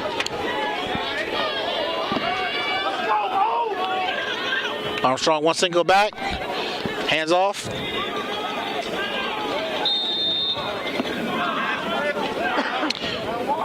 Number 2, quarterback keeper. Yeah, and it was a quarterback keeper here, but if you're Armstrong, and you know you've been able to get a little bit of movement on the pass here, what are you going to do? Because you need a strike. You got 9 minutes left in regulation. You can get something going here, and you could probably put the knockout punch. Right, here we go. Empty backfield. Armstrong, another flag. Oh, trickery. Trickery. Number 5 catches it. Foster catches it. He's being chased. He's being chased by number 3. Touchdown, but there is touchdown, but there is a flag. There is a flag. There is a flag. Yeah, this in the middle of this excitement, there is a flag on the field. Is this coming back? There is a flag. There's a flag on the play. False start. It's coming Eastmoor's back. coming back. Oh, demoralizing. Demoralized. You had that moment. You had that play to cause a little bit of mayhem, and guess what? Snatched because of a holding penalty. That hurts. That's the type of energy that you need, and coach pulled it out. So here's the thing. If I'm the coach, I'm going to try to run another passing play, because I now know your defense cannot stop me on these passing plays. We can run the ball. We can do anything we want here. You now turned a passing situation from pretty good to now. It's time to air it out. It's all on the line. Yeah. It's all on the line. Yeah. 1st and 14 to go. Ball on the 17. 6-6 all tied. 8:37 to go in the fourth quarter. This is it. Yeah, and if this is still tied, we're going to go to time. We're going to go to overtime here. Armstrong single back. He runs out. Still on his feet. He is sacked. Not anymore. He is sacked by that man. Strong sack. By that man, number 55. Number 55. Here's Dinkins. He's applying that pressure again. That was one of the keys to the game. Apply that pressure. Yeah, and that's the thing. They're controlling the line, and you had Armstrong escape that first little sack, but he could not escape that other sack by Spider Dinkins there on that number 55, because number 55 laid the world of hurt on him. All right, seems Armstrong came out the game for a play, possibly shaken up. A little shaken. I mean, I don't blame him if he's a little shaken here. That was a little bit of a hit. And we have Lloyd that's in the game for quarterback right now for the Warriors. They're going to try something here, and they draw them off sides. Flag on the play. Another penalty. Draw them off sides to get a little bit of yardage back. Oh, ooh. It backs up Eastmoor some more. Ooh, this is a situation where they can get a safety. Where you got a guy in Spider Dinkins that can get safeties, and you got another quarterback back there. It's going to be a bad deal. Ball's handed off to number 3. Fumble! Dinkins! Dinkins picks it up! Fumble on the play. Dinkins picks it up!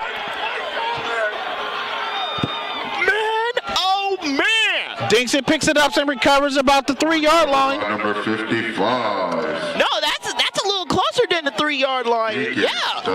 Wow. And the thing about Dinkins here is he was literally back there in their face. They knew they had an inexperienced quarterback back there. Apply that pressure. Not number 2, which I have not been able to spot number 2 over there. So we're going to be watching here what's up with number 2, and hopefully he's doing well. But we're seeing that this is now a goal line stand and an opportunity for them to do something right now. And if they can punch this in, they might have a chance to call this a game. We have Brown in the backfield. First and go. I know who this ball's going to. Leach right up the middle. The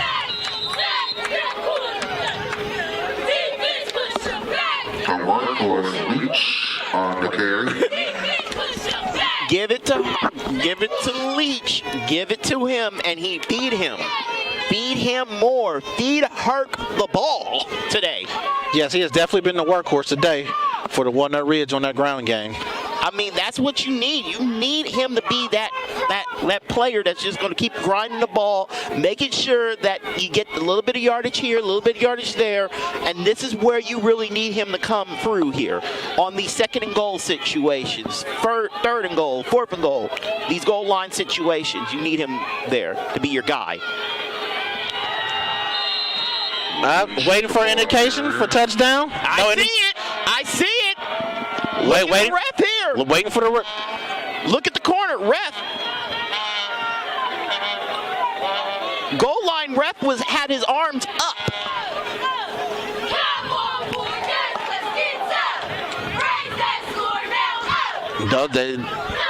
Waiting on word. Little argument here. They're going to have a meeting because I saw the goal line ref hold his arms up and said that was a touchdown. The other ref did not move, did not say that was a touchdown. Where are they going to spot this? Scott's. Yep, it's a touchdown. All right, there it is, 6-12. Walnut Ridge goes up. 7:01 left.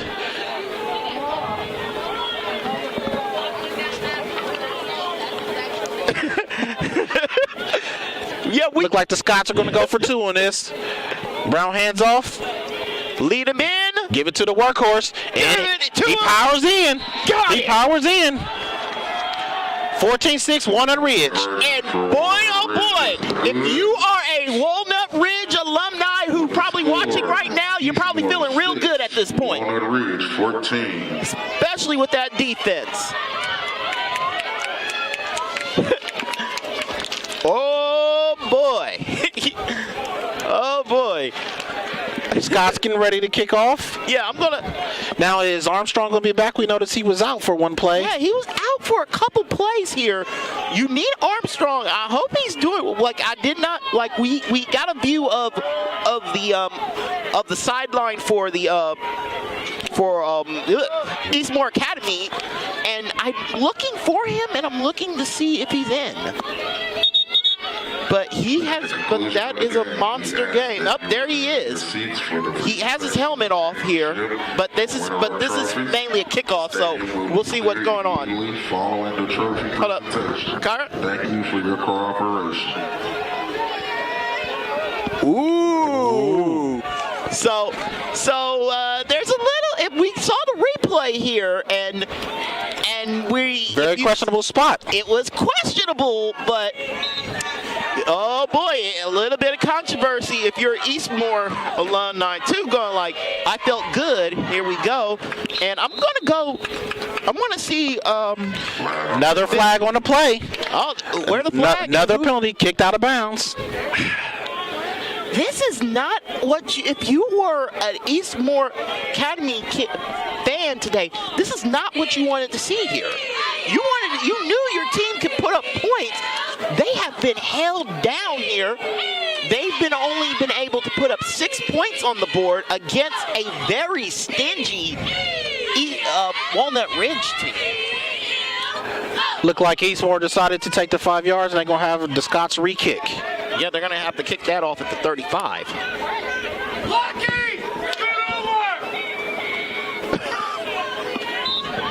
This is so interesting that you have the coaches here in the ear punching, and okay. Ball kicks off. It's picked up. Number 11. Oh! Another fumble. Fumble. Ball on the ground. Fumble by number Presley. And Walnut Ridge. Holy smokes! We literally saw that ball went in the air, man, and it's just crazy. And a flag. This has been a penalty-ridden field game. Here's the thing. Remember what I said in the pregame? This game was going to get chippy. We're starting to see the chippiness at this point now, because it is starting to get really chippy, and the refs need to get control of this before it gets really crazy.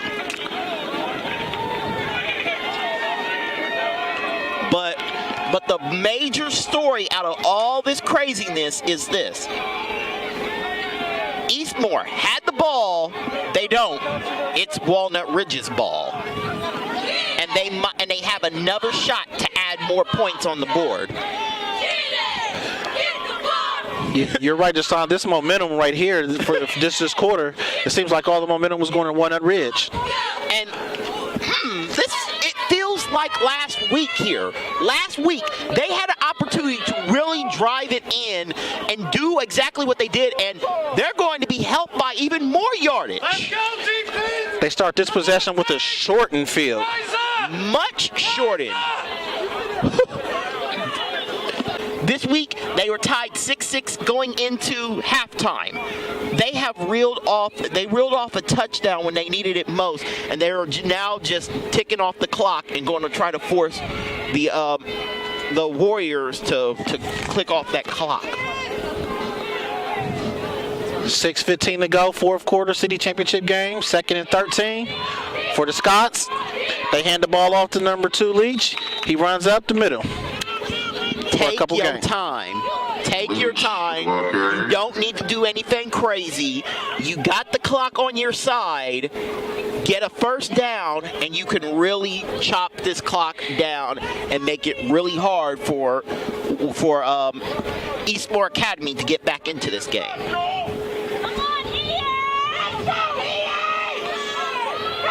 Getting set for the third down play, 3rd and long. 5:38 to go. Ball snap. Brown's back for the pass. Oh, he runs it. It's another flag. How many flags can you throw in one game? This seems to be a record. It seems like it, but this is a weird game here. Let's see where the ball is going to be moving towards. Are they going to move it up? Are they going to move it back? Or are they just going to say it's a wash? No, they're going to move it back. Move it back to. This is not where you want your young quarterback to be. Not at all. He's now far and more. Here we go. 3rd and 23.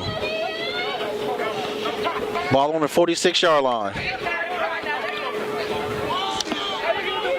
Number 12 waits for the snap.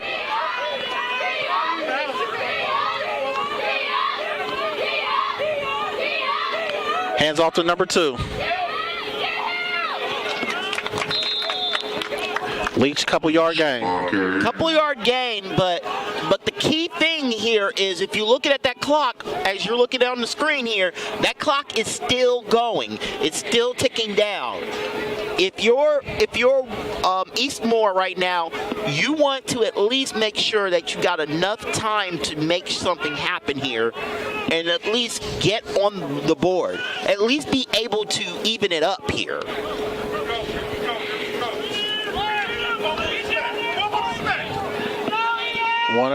Walnut Ridge is going to go ahead and punt. Eastmoor waits. Burning some of that clock time. Eating the clock, and that's what you got to do. Kick is off. Kick is off. Number 11, he has field. Presley has field. He has it. And Great return. That was number 40 for Walnut Ridge that had the tackle there. That was Daquan Russell. He made a saving tackle. He made a touchdown saving tackle right there, and that was something that they needed badly. But if you're Eastmoor right now, you needed that spark. You needed that. They tried to kill the clock on you. Here you go. Here's your opportunity. You got Armstrong. You got receivers. You've been able to get the passing game going. What are you going to do here? Armstrong in a single, in the backfield, no backs. 1st and 10 on ball on the 40-yard line, 4:23 to go. Hamilton running the game, reverse, nope. Play at,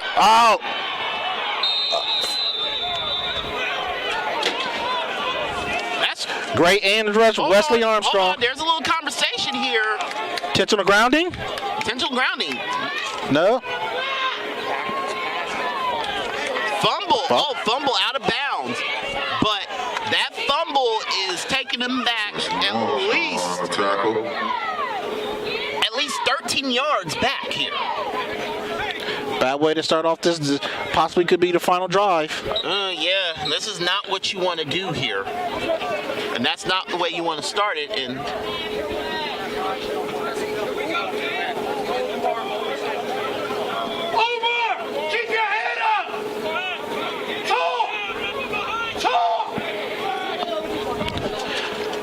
Seems the refs were adjusting the time here. Yep, they're putting. Have they put 10 seconds back on the clock? Yeah, they're gonna put 10 seconds back on that clock. But the thing I'm looking at here is with Eastmoor. How the question has been, what are they motivated? This is a team that had to deal with COVID. This is a team that had to deal with a lot. Armstrong drops back to pass. He got a receiver open. He got one open just outside the fingertips of Foster. Outside the fingertips, and if he had the fingertips, that could have been a game changer on Foster there. Number 5 Foster could have been the guy that changes this game, but it turns into a 3rd and really long end. Hold on. Possible injury. Hold on. Armstrong came out. Ooh. He may have hit his hand. Uh-oh. We have... Oh, my goodness. We have a situation. We have a major situation going. And we might have to go down to our reporter in a bit here. So our reporter in a bit, we're going to be talking with her, seeing if she can get some information. Lloyd is in. Lloyd is quarterback. Lloyd is in as quarterback. Okay, let's see what's going to go down. 2nd and 10. He drops back for the pass. He got a receiver open. Number 9. It catches Lackey. But that is a monster situation that just happened here for Eastmoor. Because that is your guy. That is Armstrong is your all-central quarterback. Your all-central district quarterback. Your all-city quarterback. And he's out of the game right now because of an injury situation. Lloyd gets the team to the line. Calls the play. Another pass. Great defensive play by number 10, Landon Young. Yeah, and the situation right now is if you're Eastmoor right now, you need to get something going. And unfortunately, the guy who led you here is on the sideline, getting looked over here. I'm going to ask Kyra to stand by here. We're going to go to you in a moment. If you can see if there's any information you got. But I'm looking at Armstrong here. He's getting checked over. Hopefully he's doing well. Ball snapped off. Almost blocked. Good punt off. Excellent row.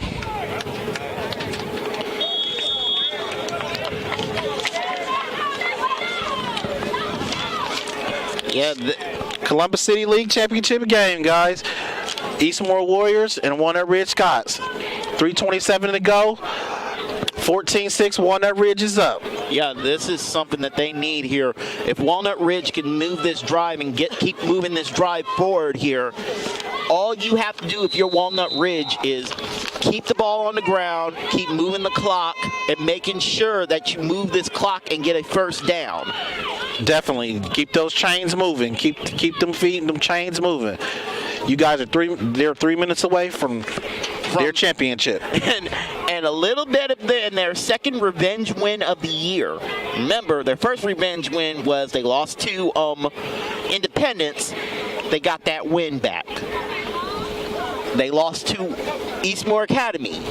They're 3 minutes and 27 seconds away from getting that win right back. And getting they may have the bell, but could Walnut Ridge walk away with the title? City Championship League football. Ain't that the truth?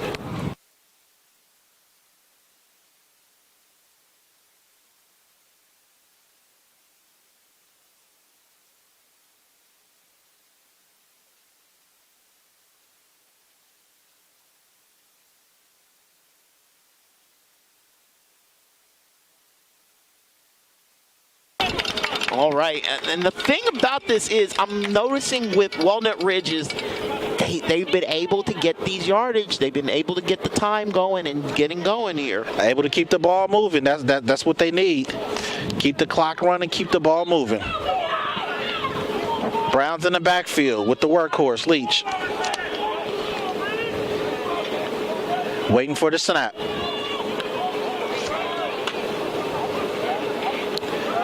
Ball's handed off to Leach. And another flag, Sean. Another flag, and this ball could be moving a little forward here, but with the reaction of the home crowd here, Eastmoor, they're thinking that it's going right back. Holding on Walnut Ridge. Back the ball up, 5. This is not what you need. You need to keep that clock moving. You do not need to have flags in these spots, in these opportune spots. If you can keep the clock moving, the clock is your friend right now. Penalties are not. So stop getting dumb penalties at dumb time, and this is especially a dumb time because you're 3 minutes and 22 seconds away from getting a title here. Timeout. Timeout on the field. Eastmoor. Yeah, and what I'm looking at is just wow. That Eastmoor situation. They're going to have to depend the rest of their game probably on number 4. Lloyd here, Devin Lloyd for the rest of the game. But hold on, they're testing his arm here. We're keeping an eye on the situation here and seeing what's going on.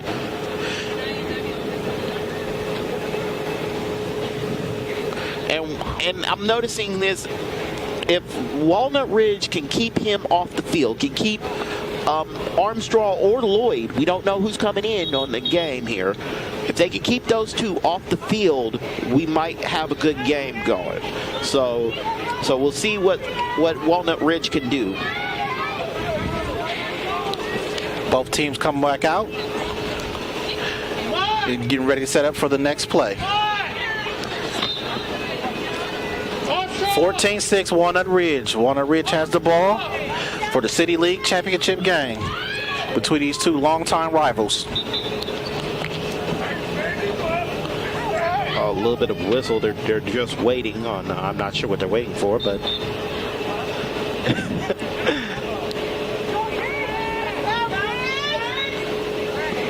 All right. Ball snap. Brown hands it off to Leach. Leach runs up the side. Minimum gain. But maximum impact clock is moving. You're absolutely right.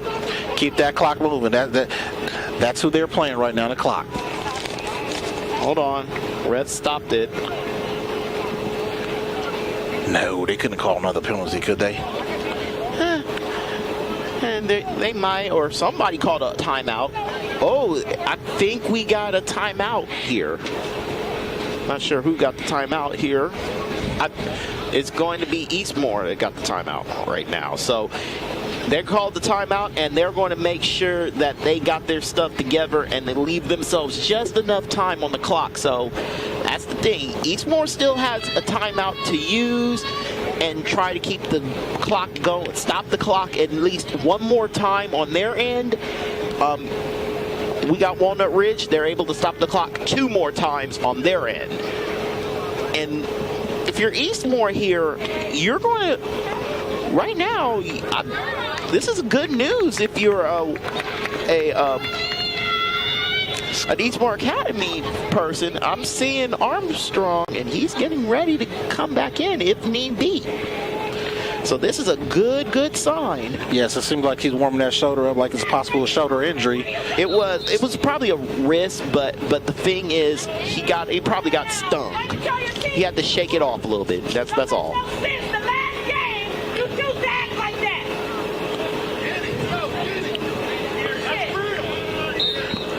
Yeah, and speaking of that, I'm going to go to Kyra Bailey after this play. Ball's handed off. Running back runs right up the middle, and he's pushing the field.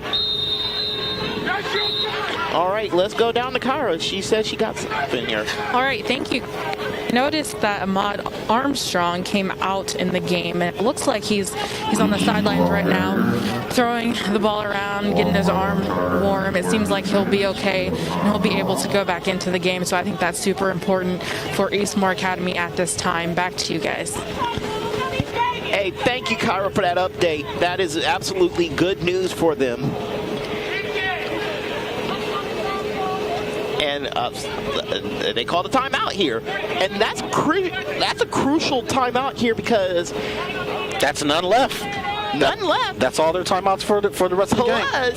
Plus, let's say Walnut Ridge gets another good run of 6 or more here, or gets 6 yards in these last 2 good runs. Guess what? You can't stop the clock anymore. That's 3 minutes, and guess what? Armstrong has to stay off the field for another 4 plays. So that is a good scenario going. Here we go, 3rd and 6, ball on the 29-yard line, 3:01 left. Walnut Ridge is up 14-6 in the city championship game. And the ball's handed off to number 2.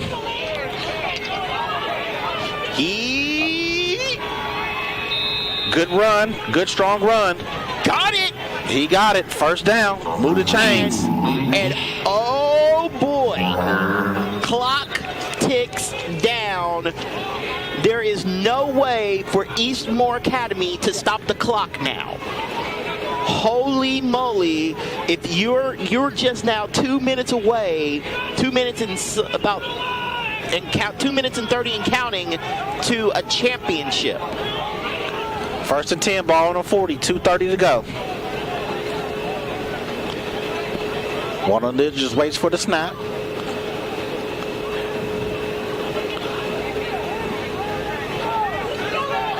Sees everything, sees where everything's coming from. The ball snap. He's handoffs to Leach, number 2.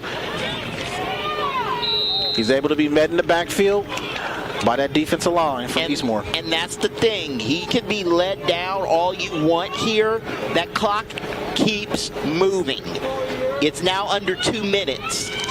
This is not a good scenario if you are Eastmoor Academy and you're trying to get that ball back.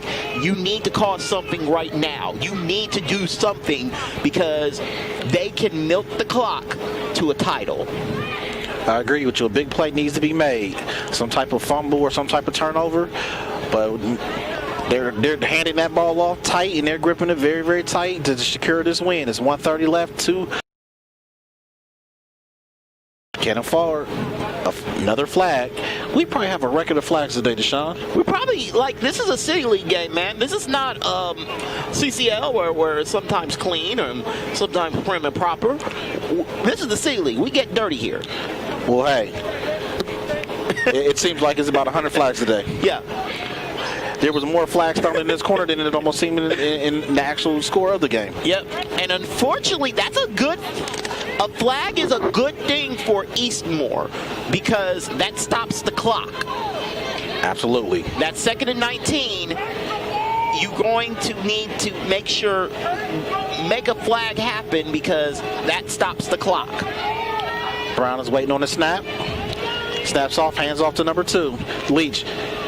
Another good strong run, couple yards back. Clock continues to tick on down here.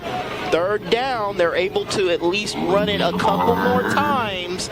And even though it's 3rd and 19, the clock keeps moving. Yes, the clock keeps moving. 1 minute to go. City League Championship game on the line between 2 rivals, Eastmoor Warriors and the Walnut Ridge Scots. The trophy is just sitting there looking ready and proper and ready to go over there. 3rd and very long. There's a handoff. Eastmoor hitting with the line. They made him in the backfield. Okay. 4th. There is no penalties to stop the clock here. And that is probably all she wrote here. That is probably all she wrote. And you can tell there is pain here from Eastmoor of just that they tried hard, they fought hard, and they tried their best here. But today, Eastmoor Academy may have the bell, but Walnut Ridge has the championship. The final score of our game. Eastmoor 6, Walnut Ridge 14 from the City League Championship game at Afrocentric High School. And right now, as the Scots run on the field, they all celebrate. A hard-fought game. Sean, a lot of turnovers, but definitely a lot of penalties. Kind of slowed the game down a little bit. Yeah. And that seemed like that played into Walnut Ridge's favor. And you know what? Hats off to Walnut Ridge. All this week, they were talking about the bell. They were talking about the rivalry. They cared about this game. You knew their passion was here. And here's the thing nobody was talking about. And even when they were showing their picks earlier, they were saying all Eastmoor Academy. Here's the fact. During this whole season, during this whole playoffs, Walnut Ridge has had the best defense going in the City League. They definitely got it. They got it started early. They have only given up 12 points to be here right now, to be right where they're standing. They've only given up 12 points to be here. Yes, the City League Championship. The number 3 seed takes down the number 1 seed for the crown for it all. And that's, to be honest, is what it comes down to here. It's just an amazing series, an amazing game. Yes, it has. Hats off to the Eastmoor Warriors who had a great season. Yeah, absolutely great season, and absolutely hats off to them. Eastmoor has been one of those. These young men, they might be a little bit feelings right now, and it is natural to have that. But to these young men sitting here, they fought hard, and they fought against a lot of things this year, including COVID. Good evening, Columbus City. So let's go to the field. Thank you all for being out here this afternoon, celebrating these two teams and a success.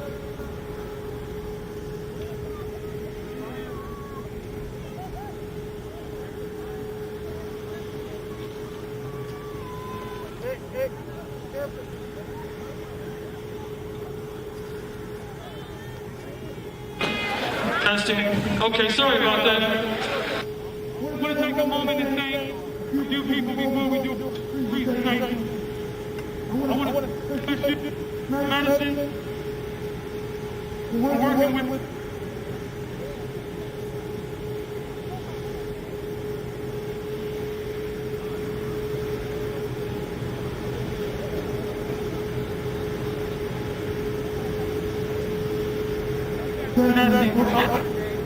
maybe I'm not supposed to talk very much today. I think the closer I get to the press about this, what it is.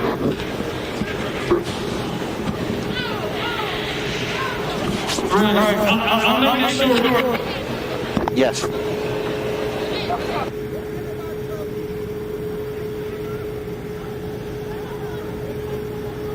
So without further ado, I'm going to ask more.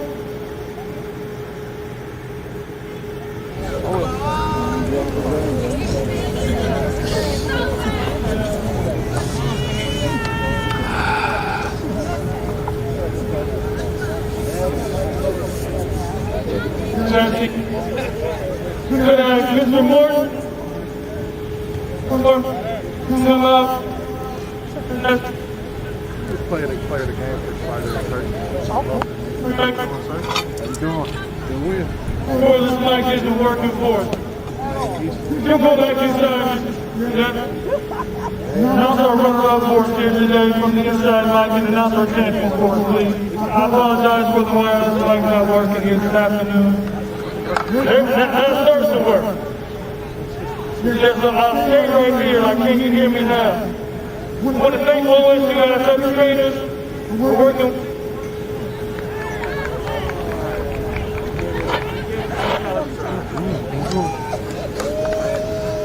All right, ladies and gentlemen. All runners up. Eastmoor Academy.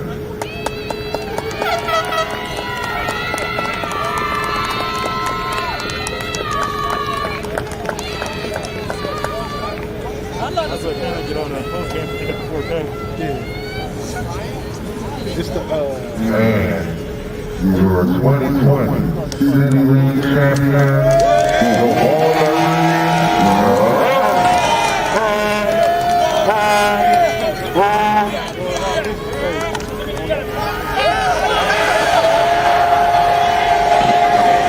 Yes, and something I do want to point out here, their defense.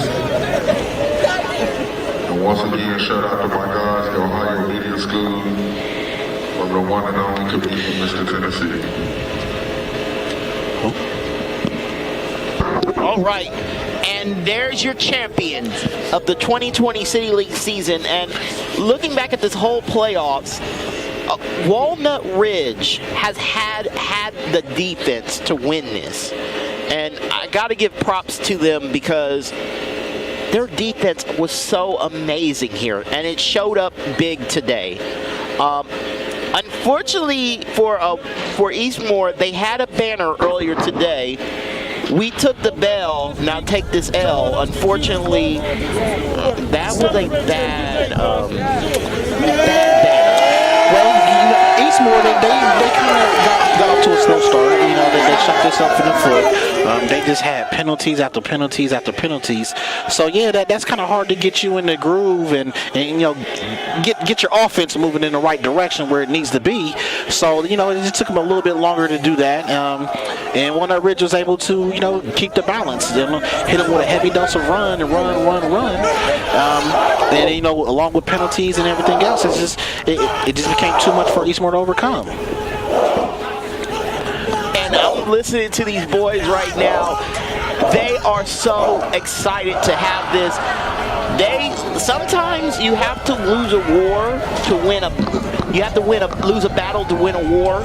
They may not have the bell in 2020, but I'm telling you what, that City League championship is going to be in their trophy case forevermore. And the Columbus City League, I got to give props to them for coming up with this scenario and coming up with this plan to bring their teams together to do this playoff. It has been an absolute joy to cover this playoff from beginning to end, and it's been absolutely amazing. All right, well, I am your play-by-play, Will Canty, along with Sean Isaac, and we're going to go down to the field. I'm out of chords, completely out of chords. So still have to bring and we can't forget our MVP of this team too. Yeah, we can't forget Kyra Bailey. Thank you so much, Kyra, with your updates and everything you've been giving us throughout the game. Thank you so much, and we appreciate you. I guess we're...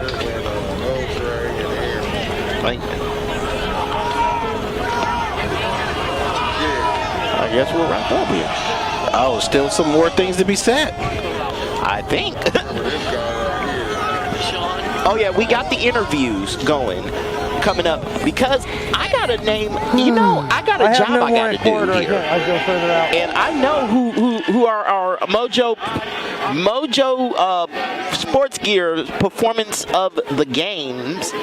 I got to choose one from offense and one from defense. I know who to choose from offense and who to choose from defense. My choices are going to be Javarius Leach here. He literally owned the game on the offensive side, and on the defensive side, it got to be Jamarius Dinkins. Them two were the engine for the team, and they really showed exactly who they were throughout this game. Every time they handed the ball to Javarius Leach, he was able to get 4 or 5 yards when they needed it most. And with Jamarius Dinkins, he got that fumble that set up the situation for the game-winning touchdown. Yes, great choices. You're absolutely right. Leach definitely kept the pressure on offense and kept the ball moving and just pounding and wearing out that front line of Eastmoor. And that was a cause. And then as far as defense, yes, Dinkins, he got the party started early and often. He was in the backfield if he wasn't getting the sack, or he was definitely applying that heavy pressure that was needed to get Walnut Ridge off and running to a good start. So yes, those are the two players of the game on offense and defense. Very much deserving of it. Yeah, and again, as much as we're talking about Walnut Ridge at this point because they're the champions, give it up to Eastmoor Academy. They are something to be proud of here in the City League, and I know people want to talk bad about the City League, and I know that the City League is sometimes looked down upon, but truthfully, we have some great athletes and some great young men that you see in this league. So it's something to be proud of. Yeah, and another good thing, a lot of the players from Eastmoor will be back. That's a scary... They will be back, so there's no doubt that we are going to see them again in some form in another championship game or in the playoffs next year. And you know what? Next year the playoffs expand from 8 teams to 12 teams next year, so there might be more City League teams in the mix for these titles. Yes.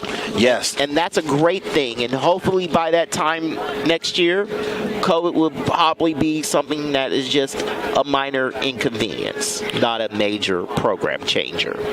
Yes, with COVID, it has been very difficult this year. But the city and the health guide instructors and things of higher power, doing the best they can, make sure everybody is safe and in safe distance and things like that. But it's still an experience for these kids still to get out here and do it. Absolutely. This is one of the biggest parts of the Columbus City League is the football sports. Yep. And I see Kyra Bailey down there with our Mojo Sports Gear performances of the week here, and that is Dinkins and Leach. But they're also with Kyra Bailey. So, yep. And they are getting ready. But overall, this has been a great season for them overall as they get ready to go. And absolutely amazing season by Eastmoor. But to the champions, it has been a very great thing for them. I'm so proud of what they're doing. But we'll throw it down. Will. All right, Kyra, down on the field with you with the players of the game. Okay, so you were all over the field tonight. I mean, what are your feelings right now, and how are you feeling about this game? I'm feeling great. It was a great win. I was out there doing whatever I had to do for my teammates, doing my 111th. Yeah, I know we talked earlier in the week after practice about it being your senior year. I know you're going to miss it, but do you think you played a great game for your last and final game as a senior? Yeah, there was always room for him. Just did what we had to do to come out here and get this win. Okay, thank you so much. Okay, and you. It seems like you were all over the field tonight. So, what's going through your mind right now? Just emotional, just blessed to be out here to see a second chance to go out with a win senior year. So I'm just blessed. And then also, I noticed that on a couple plays, you attacked the quarterback. What was going through your mind then? I just don't like quarterbacks. I like hitting quarterbacks. So it's very, very fun for me. Okay, thank you so much. Congratulations. Back to you guys. You don't like quarterbacks. Thank you, Kyra, for that great interview. Right now, guys, this is the part where we say farewell. I am your host, Will Canty, along with Deshaun Isaac, and we're here at the Afrocentric School, where the City League Championship game has just been concluded with the score of 6 for Eastmoor Warriors, 14 for the Walnut Ridge Scots. Once again, I'm Will Canty, score on air. Well, you guys won't see us later. We're going to keep on going. Yeah, yeah, and I could tell Demarius Jenkins not for quarterbacks. Well, you know what? I'm glad I'm not a quarterback playing high school right now, because I don't want him not to like me. Because that's this. He's going to be a good player when he's going to the next level. We would be linemen. Well, you would be a lineman. Yeah. What will you be? Not getting hurt by him. True. But outstanding performance from those two young men and the Walnut Ridge football team today. It's been a very good game. Hopefully we will see some of these players next year. Once again, I would look forward to seeing Eastmoor back returning as long as Walnut Ridge. And the rivalry will continue next year. They may have the bell, but they got the title. They got the title. This has been a very, very, very great game for a great Saturday. I think Well, it's been a great game. It's just been. Yep. Wrap it up. All right. Once again, I am Will Canty with Deshaun Isaac, and we got our field reporter, Miss Kyra Bailey, and we're here at Afrocentric, where we're going to wrap up the City League Championship game with the Eastmoor Warriors and Walnut Ridge Scots. 14-6. Walnut Ridge wins the City League. To all of our fans, score on there. Hit us up at Twitter and Facebook, and we will see you guys at the next event. Stay tuned. We will be ready for you guys. Have a great one.